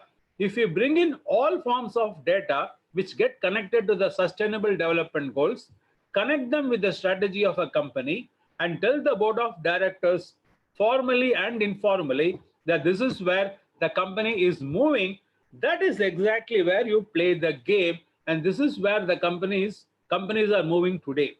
So now I come to the last part of my presentation, how to structure this and how to restructure our cost audit reporting mechanism. Now look at this matrix which I am showing you on the screen. There are 2 axes. I am showing non-cost data, which is the key performance indicators on the vertical, and the cost information on the horizontal. We don't want to leave the cost because it is relating to the financial capital, whereas non-cost data can be relating to other forms of capital. So, but only thing is, now I am bringing one important element, and that is strategy. So any information can be strategic or operational, and any non-cost information can be strategic or operational. As a result, you get 4 boxes. So what are those 4 boxes? Now I throw in the stakeholders into these boxes. So if a non-cost data is also strategic and cost data is also strategic, then who will be the audience for that information? The audience will be the United Nations Sustainable Development Goals Monitoring Agency in any country, like in our country, a NITI Aayog, or The Ministry of Corporate Affairs can also be a nodal agency for this sort of information. But 100%, the board of directors of every company today look for strategic cost as well as strategic non-cost information. Now you go to the top left. I am looking at operational non-cost information, but a strategic cost information. So who will be interested in knowing about the company's strategic cost information and operational non-cost information? Again, the board of directors and the top management. So who will be now interested in the third block? Go to the top right. Cost information is also operational. Non-cost information is also not operational. But who will be interested in that? Those who will be interested in this sort of information are people like regulators in the country. It can be a TRI or it can be a CRIDI or all these regulators, they need this information. Tax collectors need the information. So in any company, top management doesn't need this, but middle management and lower management will need this. So the fourth block is strategic non-cost information and operational cost information. Again, top management need information. So all these four stakeholders, you need to be catering to this restructured cost audit mechanism. And instead, now you follow this slide, what we are now doing. We are now doing only this top right side, which is I am now preparing a SAFA-wise attested cost sheet with input-output ratios, etc. You are doing a very good job. You means you and me, we are doing a good job. But this operational cost information and operational non-cost information, they are not strategic. They belong to a factory dunya. This is where the mismatch comes, because I go to the earlier slide. This is not what the board of directors are interested. Who is interested in this information? Regulators, tax collectors, and middle management. Now, in our institute, for a very long time, we have always been telling cost audit report is useful for government, useful for pricing control, is useful for consumer affairs. So we always look at only government use of this information, and we have never come to the bottom left triangle. How the boards can make use of this information, how the KRIs in the form of the various strategic issues can be highlighted to the board. This is where the mismatch comes. So what is the information now on the top left? So the top left, you find the cost information has to be strategic, whereas non-cost information can be operational. So what sort of information we can project on that? I need to understand the market segment profitability, product segment profitability, performance ratios. Why this segment word comes? This segment word comes because once the strategy has become the before, like before Christ and after Christ, the way in which businesses are managed, unless you give segmented strategic information, किसी को interest नहीं है. So what is the point in giving a SAFA-wise information? So for example, if I am making example only, I am telling refrigerators. A refrigerator can have one SAFA-wise code. One SAFA code can be there, an 8-digit code can be there, for example. But in that, there can be one up-end refrigerator which is having one SAFA code, but it belongs to the market segment A, where the company does not want to operate anymore strategically. There will be another refrigerator will be having the same SAFA code, but it will be on market segment B, where company wants to enter strategically. But what is it we have done in the cost audit report? We have merged everything SAFA-wise. This SAFA-wise information is okay for regulators, for inventory valuation. ये सब के लिए ठीक है. But when it comes to a strategic market segment and product segment, they completely changes the picture, and the government and the companies are not interested. This is exactly where we need to restructure our approach in such a way the same cost audit report is viewed differently for the board of directors, but when it gets submitted to the government, if at all the government wants it, they can always access it. Uske liye kya karne ka then? How do I restructure? That is where I am having this approach. I am offering you this particular approach. So what do I do now? I need to prepare a basic information. Don't keep on telling I am submitting SATA wise, I am submitting SATA wise. ठीक है, government के लिए चाहिए. So I am asking the company to prepare. I will attest it, but keep it inside the company. I don't want to give it. But we are very fond of our statutory recognition. We want the board of directors to understand that this is what the cost auditors are certifying, and certified information is going outside to United Nations, to Sustainable Development Goals, etc. So because of that, focus more on strategic information like manufactured capital related, environmental related, societal related, that you bring into the cost audit restructuring, certify it, place it in the board, make the board understand this is an information which is required for sustainable development goals. That is where I told you the Sri Lanka example, how the Sri Lankan companies started doing that, and that is where the board started getting into this. So the same cost auditor will now talk more about strategic information where the board starts looking at it, because it is relating to the sustainable development goals of India, and how in a company where I am functioning as a board of director member, how that company is functioning. Now the cost audit is giving that information. Why? Because the new management accounting needs to be focused on that. But whether the cost auditor has also given the traditional SATA-wise report? Yes, cost auditor has given a compliance report that the company has maintained the SATA-wise information. If the government wants it, they can access it. But don't project that so much. But to the board, project yourself that you are strategic in thinking. Then the board will start looking at you with interest. These are the guys who now understand the change in the management structure, the change in the management approach, and that is where the interest will start coming. And what we will do as a cost auditor, look at the green color. Look at the areas of market segment, operational issue, give a long form of report which is internal to the top management. They understand improvements required in all these things. These are not meant for attestation and submission, but they're all meant for appraising and reporting inside. So if you shift and restructure the approach like this and then get connected, there will be a phenomenal interest for you. And that is where what I am saying is the stakeholders and cost records get connected. So who will be now the new set of stakeholders? The new set of stakeholders for a restructured cost audit will be the United Nations Sustainable Development Goals Monitoring Group in India, the Government of India's agency which is connected to the Sustainable Development Goals Monitoring. The Board of Directors need to know whether the company is progressing on the Sustainable Development Goals. Top management need to understand the market segment related information.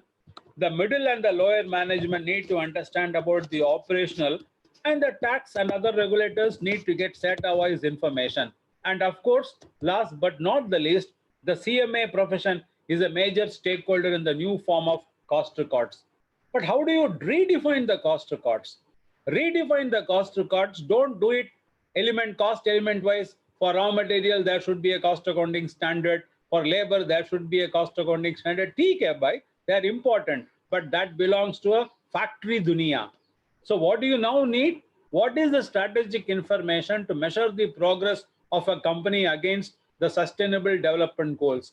Connect yourself for that sort of strategic information. So issue a cost accounting standard, call it by some other name, on sustainable development goals related information, measurement and reporting. So what is a strategic cost content and a non-cost content? In that sort of bifurcation, it should emerge. Don't talk about factory language in that, but speak about what is a strategic cost information, what is a non-cost information. Build your operational cost information and non-cost information separately in the same lines. And the general purpose cost statement SATA-wise is also important, but that is meant for certification and kept inside the company only for use by taxation authorities whenever they want. So for me, I will give number 1 importance, 1, 2, and 3, and only 4 for SATA-wise cost structure. But what is it we are doing now? We are doing only the 4 and not doing anything relating to 1, 2, and 3.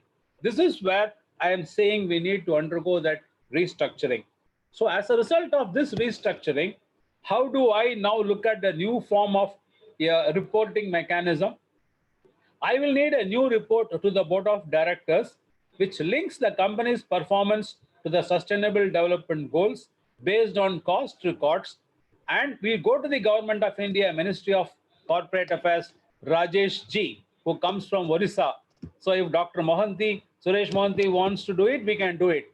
So we'll approach him and tell him that we need a new mandate for reporting to the board, which will enable the sustainable development goals reporting. But as far as the ministry is concerned, we can certify the SETA-wise information that can be inside the company. We are not bothered more on presenting a cost information that can be certified and kept inside the company. But we are keen on more presenting a strategic information to the board and to the United Nations for the ministry to report further. You now have an authentic information about the performance of a company on sustainable development goals. If we present a case like that, then a very intelligent IAS officer like Rajesh Verma, who is a current secretary of MCA, he will pay attention to you. Board of directors will be happy with you, and also the company management, that you are now coming up with a new performance appraisal report, which will not be submitted to the ministry, but it will be inside the company linked to the strategy, which is a top green. That is not meant for attesting, but that is meant for appraising and keeping inside. So this is how I am proposing completely restructure the way in which you do the cost audit reporting. But strategically, what we should do in the institute, look at the top right block. Don't keep on telling outside world that our report is useful for controlling tax evasion and all that. Let it be there silently. Don't keep telling the market that our report is meant for government, etc. Let it be very silently kept inside the company. But what you should be marketing really, we should be really marketing that our report is meant for measuring the progress against the sustainable development goals, which a chartered accountant is not doing, a company secretary is not doing, whereas really the cost and management accountant has a very major role in that. In fact, for the benefit of all of you, in the day before yesterday's speech, the Integrated Reporting Council Deputy Chairman of the whole world from Australia guy, Mr. John, he said cost and management accounting is the only framework which can support a very high quality integrated reporting. That was the word coming from an Australian who is a vice chairman of that council. So this is how, according to me, you need to restructure and take it to the stakeholders. If we do that way, according to me, the future is fantastic, and you will really struggle to produce the quality level CMAs who are required in our country for the next 10 years. But that is the real challenge. You should have a roadmap.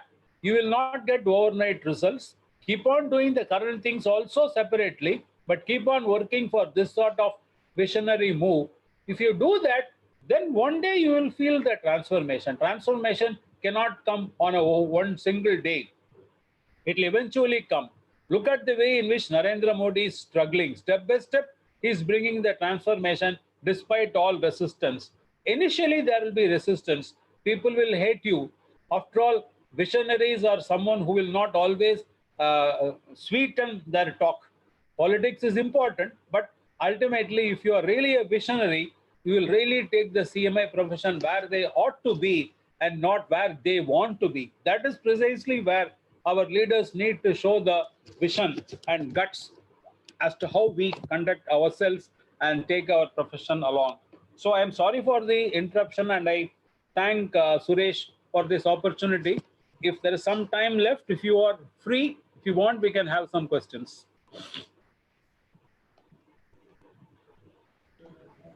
Thank you, sir, for your wonderful presentation and detailed deliberation on the topic and highlighting the strategic cost management.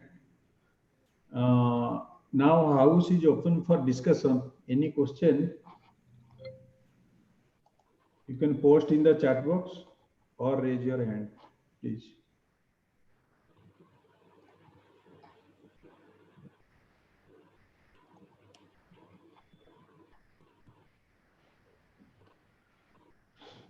So actually, there was one question in between the session, that is,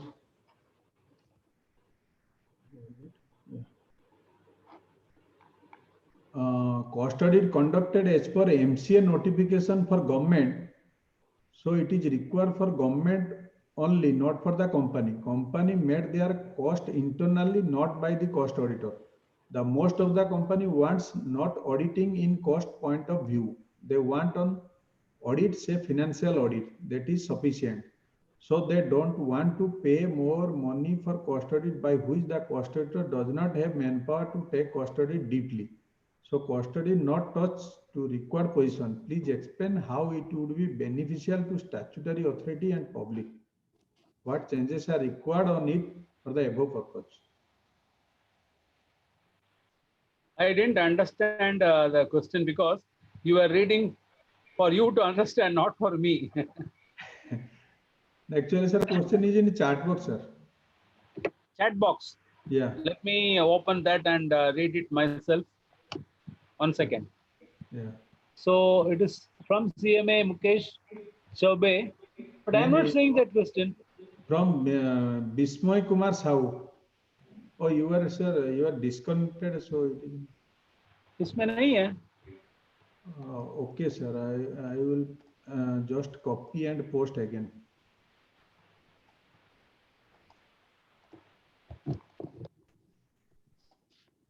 My power has come in my place. Let me go back to my room itself.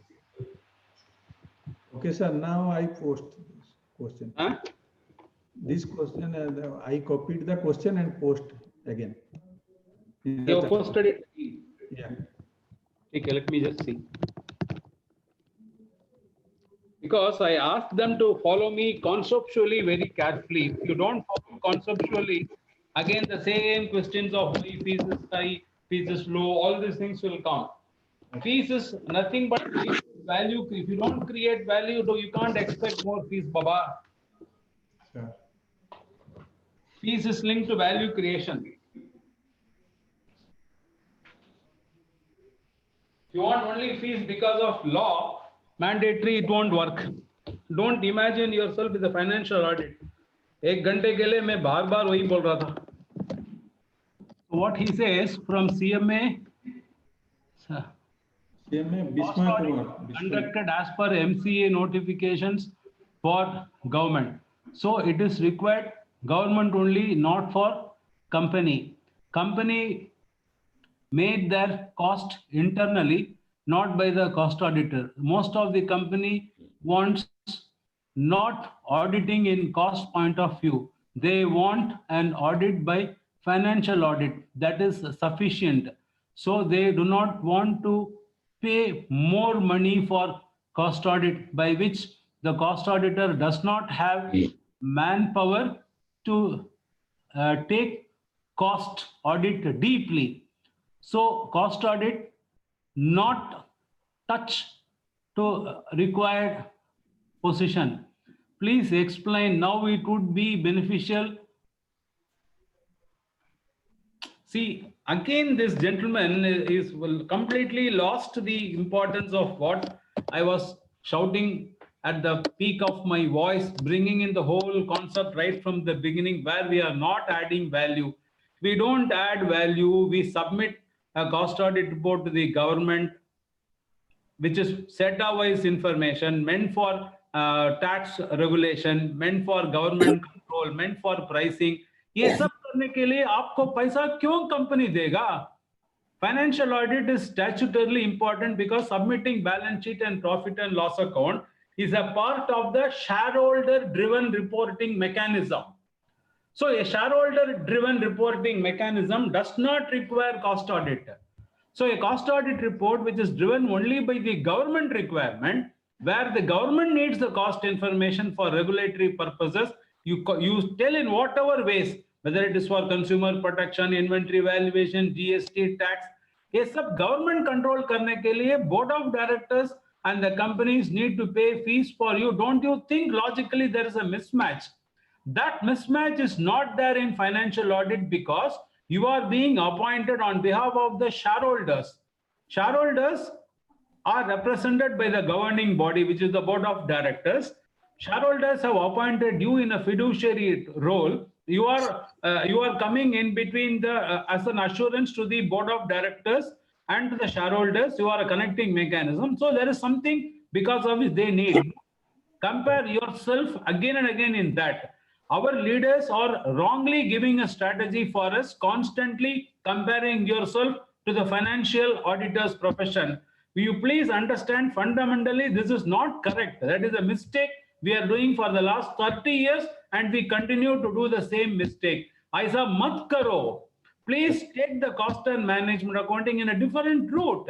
And now the route is available, and that route is the financial audit itself is focusing only on one capital called financial capital.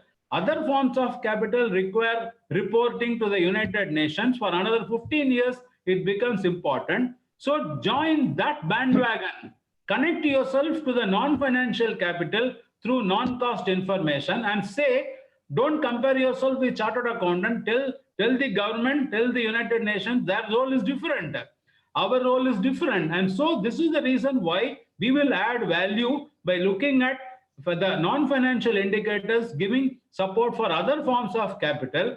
But you can't do it just because you are a CMA, you have passed the exam 15 years back or 10 years back. Uska competency aapka muthi mein aana chahiye. You need to speak about all these things. You need to be a master in this game and present the case convincingly, then you come up. Just because we pass an exam some years back and you want to do something, nahi milega bhaiya. We need to strategize and position yourself. Only then you will get the recognition in the marketplace. So when I give you an answer, immediately don't come up with the question, then why not chartered accountants alone? Or their role is different. CMA, if you want to be the same, doing the same thing like a chartered accountant, do institute ke liye kya reason hai? Where is the need for two institutes? Our institute was formed for a completely different purpose. That purpose we have lost. And we want to compare ourselves only with the chartered accounting profession. I don't want to do that.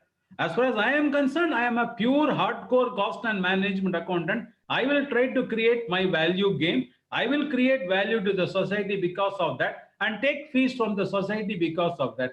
Play the strategy like that, yeah. This question itself, you need to, after listening to this 1.5 hours of my screaming on the top, connect yourself with the new value creation game and strategic thinking. Still it has not reached your mind, means then I have not been successful in convincing you why it is important. That I am also then like any other guy of the current leaders who try to tell you, I will talk to the government and make yourself important like a chartered accountant just by giving you a signing game. Oh, nahi ho sakta, not possible. That is my 100% conviction. That is not the way we can grow our profession. Yes, sir. Sir, can I ask you one question, sir? Yeah. Sir, good evening, sir. This is Bikram Das. Sir, actually, we are discussing about that non-cost reporting aspect. Sir, it is very nice interaction and it is really valuable at present scenario. From that perspective, sir, we cost accountant, we are always focused on figures, fact and figures. Sir, but non-cost aspect, what we are discussing is always a part of subjective. Because when a person get passed in cost accountancy course, he used to focus on a figure, not on that strategic like at board of directors, at GM level, CGM level. So from that perspective, so a little bit hard for that young cost accountant to come and grab that non-cost reporting aspect. But from non-cost reporting aspect, I have one submission, sir. Sir, actually, why not our cost sheet? Why not our cost sheet? What is presenting the quantity? Quantity must be in line with the our country's GDP. I mean to say that our cost sheet, we are focusing on rupee, we are focusing on quantity like kg, but we should focus on million ton, we should focus on our million, billion and trillion. So from that perspective, if strategic non-cost reporting perspective, I want to place my company in relation to industry and my company in relation to my country. So suppose say my GDP in first quarter is minus 23%. Whether my consumption of my company is reduced by minus 23% in first quarter. Similarly, my industry, suppose say my industry consumption is reduced by suppose say 20%, but my company consumption, my company production is suppose say reduced by 15%. From that perspective, if we link our company's performance with industry performance and country's performance in terms of GDP, how do you feel, sir? It will be a non-cost reporting aspect. One thing, sir. Another thing is, sir, how will relate our production and its contribution to environmental pollution, that carbon dioxide addition. So as a result of that, we can place it to the management that kind of industry is either reducing and contributing to the government policy and procedure, or contributing to the Paris Agreement, for which all economic countries are concerned for reducing pollution and emission-free environment. Like that way, sir, we have to establish a reporting pattern. We have to establish a subjective into objective platform so that it will be helpful for our cost accountants, sir. So I need your views, sir, on that. Yes, this is a very good thinking, and I have not told you it is a subjective reporting, because completely everything to pack it up in a span of 1 hour, and that too with disruption, was difficult. So now you look at this slide, I have again used my sharing. So the Sustainable Development Goals of the whole world, what has been created by the United Nations, they are divided into 17 goals for the world's future. So these 17 goals have been made into 169 detailed targets. Ab dekh rahe hain na screen pe? Yes, sir. There are 17 goals and 169 detailed targets. They are all objectively quantified. This is how globally the development should take place. Now, if you go drill down into each of this, each country would have taken a target. For example, if you let us say one of the goal is healthcare. One of the goal is healthcare, that affordable healthcare should come, etc. So in that affordable healthcare, let us say one of the goal is that if you go into this 169, there will be certain targets related to this goal called affordable healthcare. So if you look at those 169 targets, let's say 5 targets relate to this one goal. So in these 5 targets, what is the commitment made by India to this 5 targets? You will be getting it in the Niti Aayog or the related agency which is monitoring the growth of the country.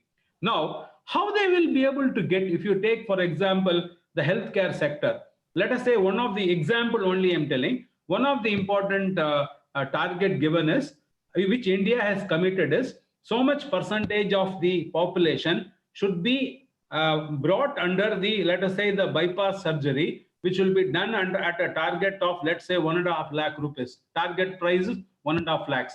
Currently, the price is happening in 5 lakhs, and hence because of that, people are not able to get the required bypass surgery. Now, currently, for example, let's say 10 lakh people are undergoing bypass surgery, whereas if I am taking a target price of 1 lakh, from this 10 lakhs, there will be a quantum jump, and many affordable people, many people who can't afford the price can now come under this bypass surgery, and their life expectancy will be improved. Let us say a goal has been done like this. So now you will now connected with this goal, you will require monitoring from 2-3 agencies. Like for example, how many hospitals like Apollo hospitals, they have done the bypass surgery or the CBAG surgery at a target price of, let us say, 1.5 lakhs.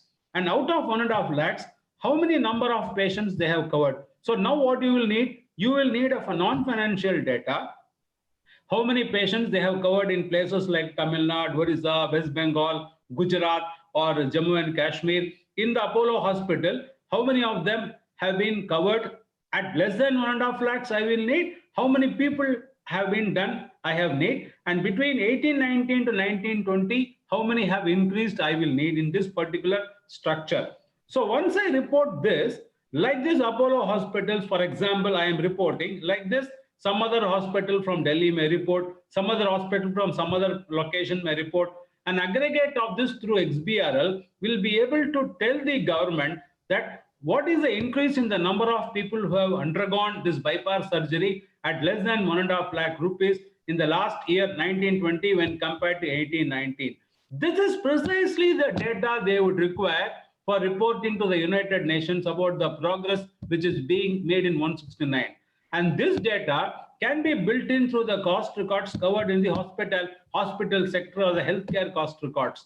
Only thing is now it is not structured like that. We need to structure it connecting with the SDG goals, that this is how the reporting will take place. And since this report is going to the Niti Aayog from the board of directors of the company, the board will also be interested to know, ठीक है भाई, हमारा company तो अभी connected to the SDG है, कितना हमने progress किया, will the financial auditor give this information? No, impossible. They are not bothered about this. They are bothered about profit and loss account and balance sheet, and there the role ends. Whereas a cost auditor can say how many bypass surgeries have been made at less than 1.5 lakhs, in which locations, and you can do that audit and certify to the board. This is the moment in that. So once this sort of orientation in the mind comes, this information also becomes strategic. At the same time, it can also become a non-financial information. At the same time, it can also be prescribed under the cost records for the healthcare. So this is how a meticulous roadmap will have to be prepared by us, working very closely sector by sector with the government. At the same time, involve the younger cost accountants who are not getting orientation this way. We should not look at all this from the current state. So if you look at this, then the gap will be very huge. हम कैसे इस gap को हम bridge करेंगे, like that we will fall flat. That should not. The more and more it is challenging, it should only help us to double our efforts. Only because we have not done all these things, the gap has become so wide, the quality has become so poor. At least start now and groom the coming generation. In another 10 years, you groom them this way. Have I answered you, sir? Sir. Yes, sir. But sir, one thing, sir, as far as that cost is concerned, that pricing pattern that you are talking about pricing, and it is related to health sector. But maximum industry, that pricing guideline is issued by government, and price mechanism is a kind of statutory guideline through different acts given by the government. Besides that, sir, company has to develop its one pricing mechanism within that ambit, and for which you want to tell that it has to be developed so that we can. No. You have got it wrongly. What I was giving you was an example, Baba. That okay. 1.5 lakhs and all is just an illustration I was trying to give you. It is not a hard fast data. What you don't get fixated on my point. I am giving you a principle. You posed me a question, kidhar se India ko GDP ke leke, how to connect the cost audit was the question which you posed. So yes. I am now telling you, India's GDP can be connected to the 17 goals. The growth of India's GDP can be connected to the 17 goals. They can also be connected to this 169 targets. They can be connected to a healthcare, which is one of the goals, which in turn can be connected to one of the measures which I have promised, which in turn can be connected to the corporate sector. Look at it as a principle-based statement I have made. So I am only looking at an optics, how to convincingly lay a roadmap in terms of the same thinking what you said. Is it possible to lay such a roadmap? I was giving you an illustration that it is possible. If you go drill down into what examples I have used in that illustration, time is too short for us to discuss and debate on that. You should be happy with that. Mr. Raman has given a principle-based illustration how we can connect the India's GDP with the SDG goals, and in turn that can be linked to the cost audit report. Aapko itna satisfaction milna, that is enough according to me. Yeah. Sir, thank you, sir.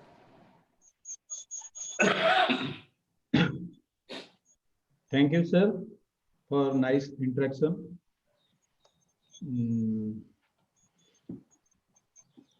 Now I would like to propose the vote of thanks. Very good evening to one and all. अरे सुरेश मोहंती को बोलने को दे दो भैया. क्या बोलेगा भाई? सुनना चाहता हूं मैं. क्या बोलेगा, क्या पूछता है? पास्ट प्रेसिडेंट बोलना चाहिए. Sir, please. मैं सुनना चाहता हूं पास्ट प्रेसिडेंट को. Thank you, friend, for your nice help to the new framework. गुस्सा मत हो जाओ भाई. Don't get गुस्सा on me. National to international. That's why I have told to bring some background. But I think friends are not fully got it. It will take some time. Correct. We really look forward for your future knowledge sharing with our all members from Odisha and across Odisha. And very much thankful to you for your sparing your valuable time and in a very auspicious day from your village. Yes. And now I, on behalf of my all friends from Odisha, Bhubaneswar, I invite you and Bhabiji to Bhubaneswar, to Lord Jagannath. Now it has started opening for darshan, and we are hopeful, by God's grace, with your prayer, things will improve, and this profession and this cost management concept will get more recognition for the stakeholder and for the sustainable development. But we need leaders, Baba. We need leaders. It is lacking. That is there. Some new leaders will be coming. Mr. Acharya, like people, leaders like Mr. Acharya, he backed out from leadership. That is the problem. Correct. New generation will come, they have to lead. And move young CMA to participate in this video. Yeah. Webinar was several call for the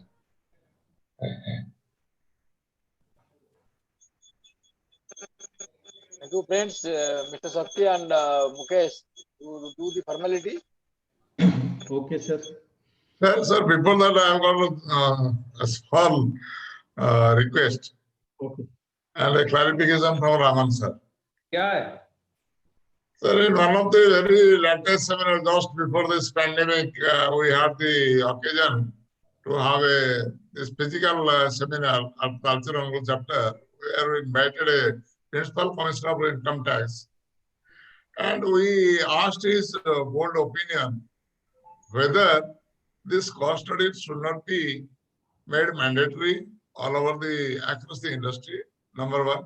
Number two, why the cost accountants should not be recognized at par with chartered accountants as far as Income Tax Act is concerned.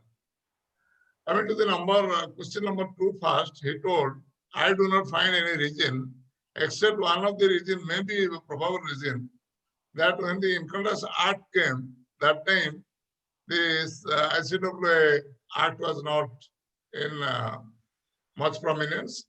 So the chartered accountants are included. After that, there is no amendment, and we hope when the new Income Tax Code will be drafted, ITC Code will be drafted, it may be considered. But coming to the second one, because that particular principal commissioner, that my question was to him, because throughout his career, he always insists on the cost records, whether it is mandatory for that company or not. Because taking the cost figures, he used to assess the advance tax, how much is payable. Even though advance tax is not mandatory, how much he is determining that is to be paid, because after all, the assessment is to be done.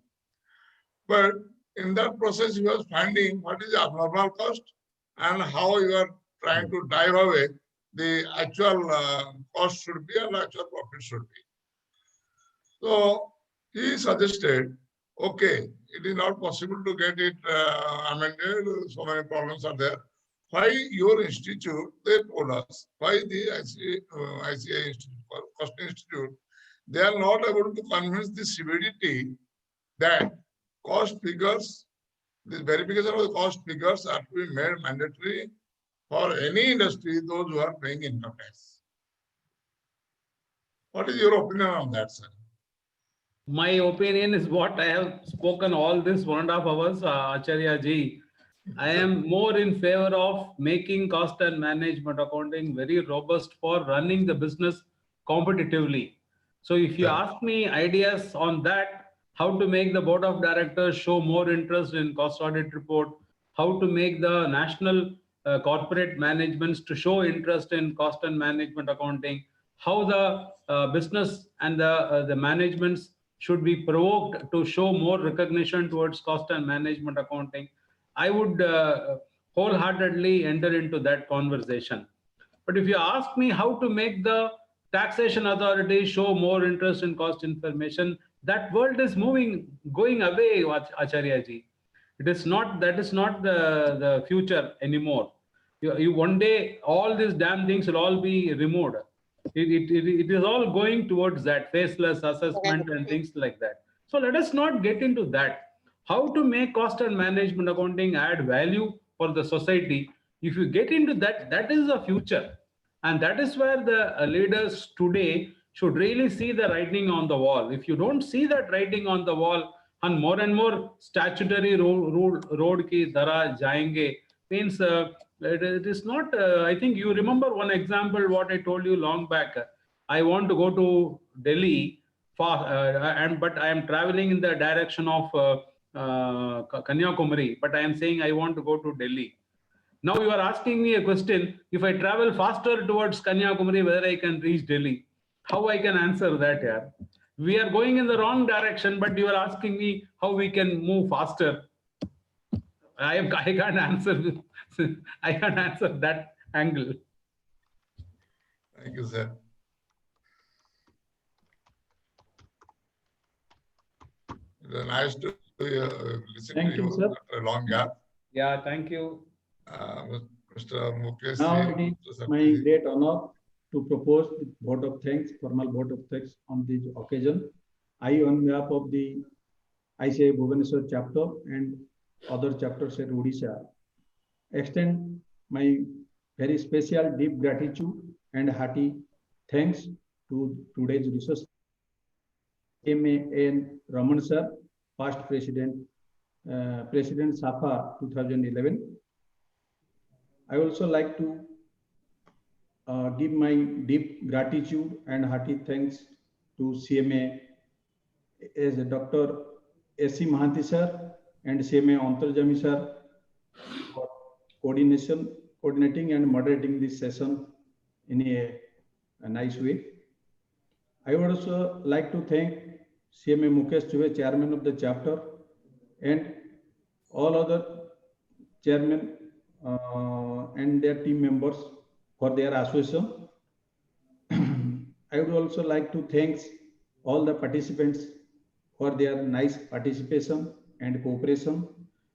I deeply regretted the inconvenience caused due to the technical reason. Lastly, I would like to thank our staff members for their efforts. Thanking you all for nice participation. Jai Jagannath.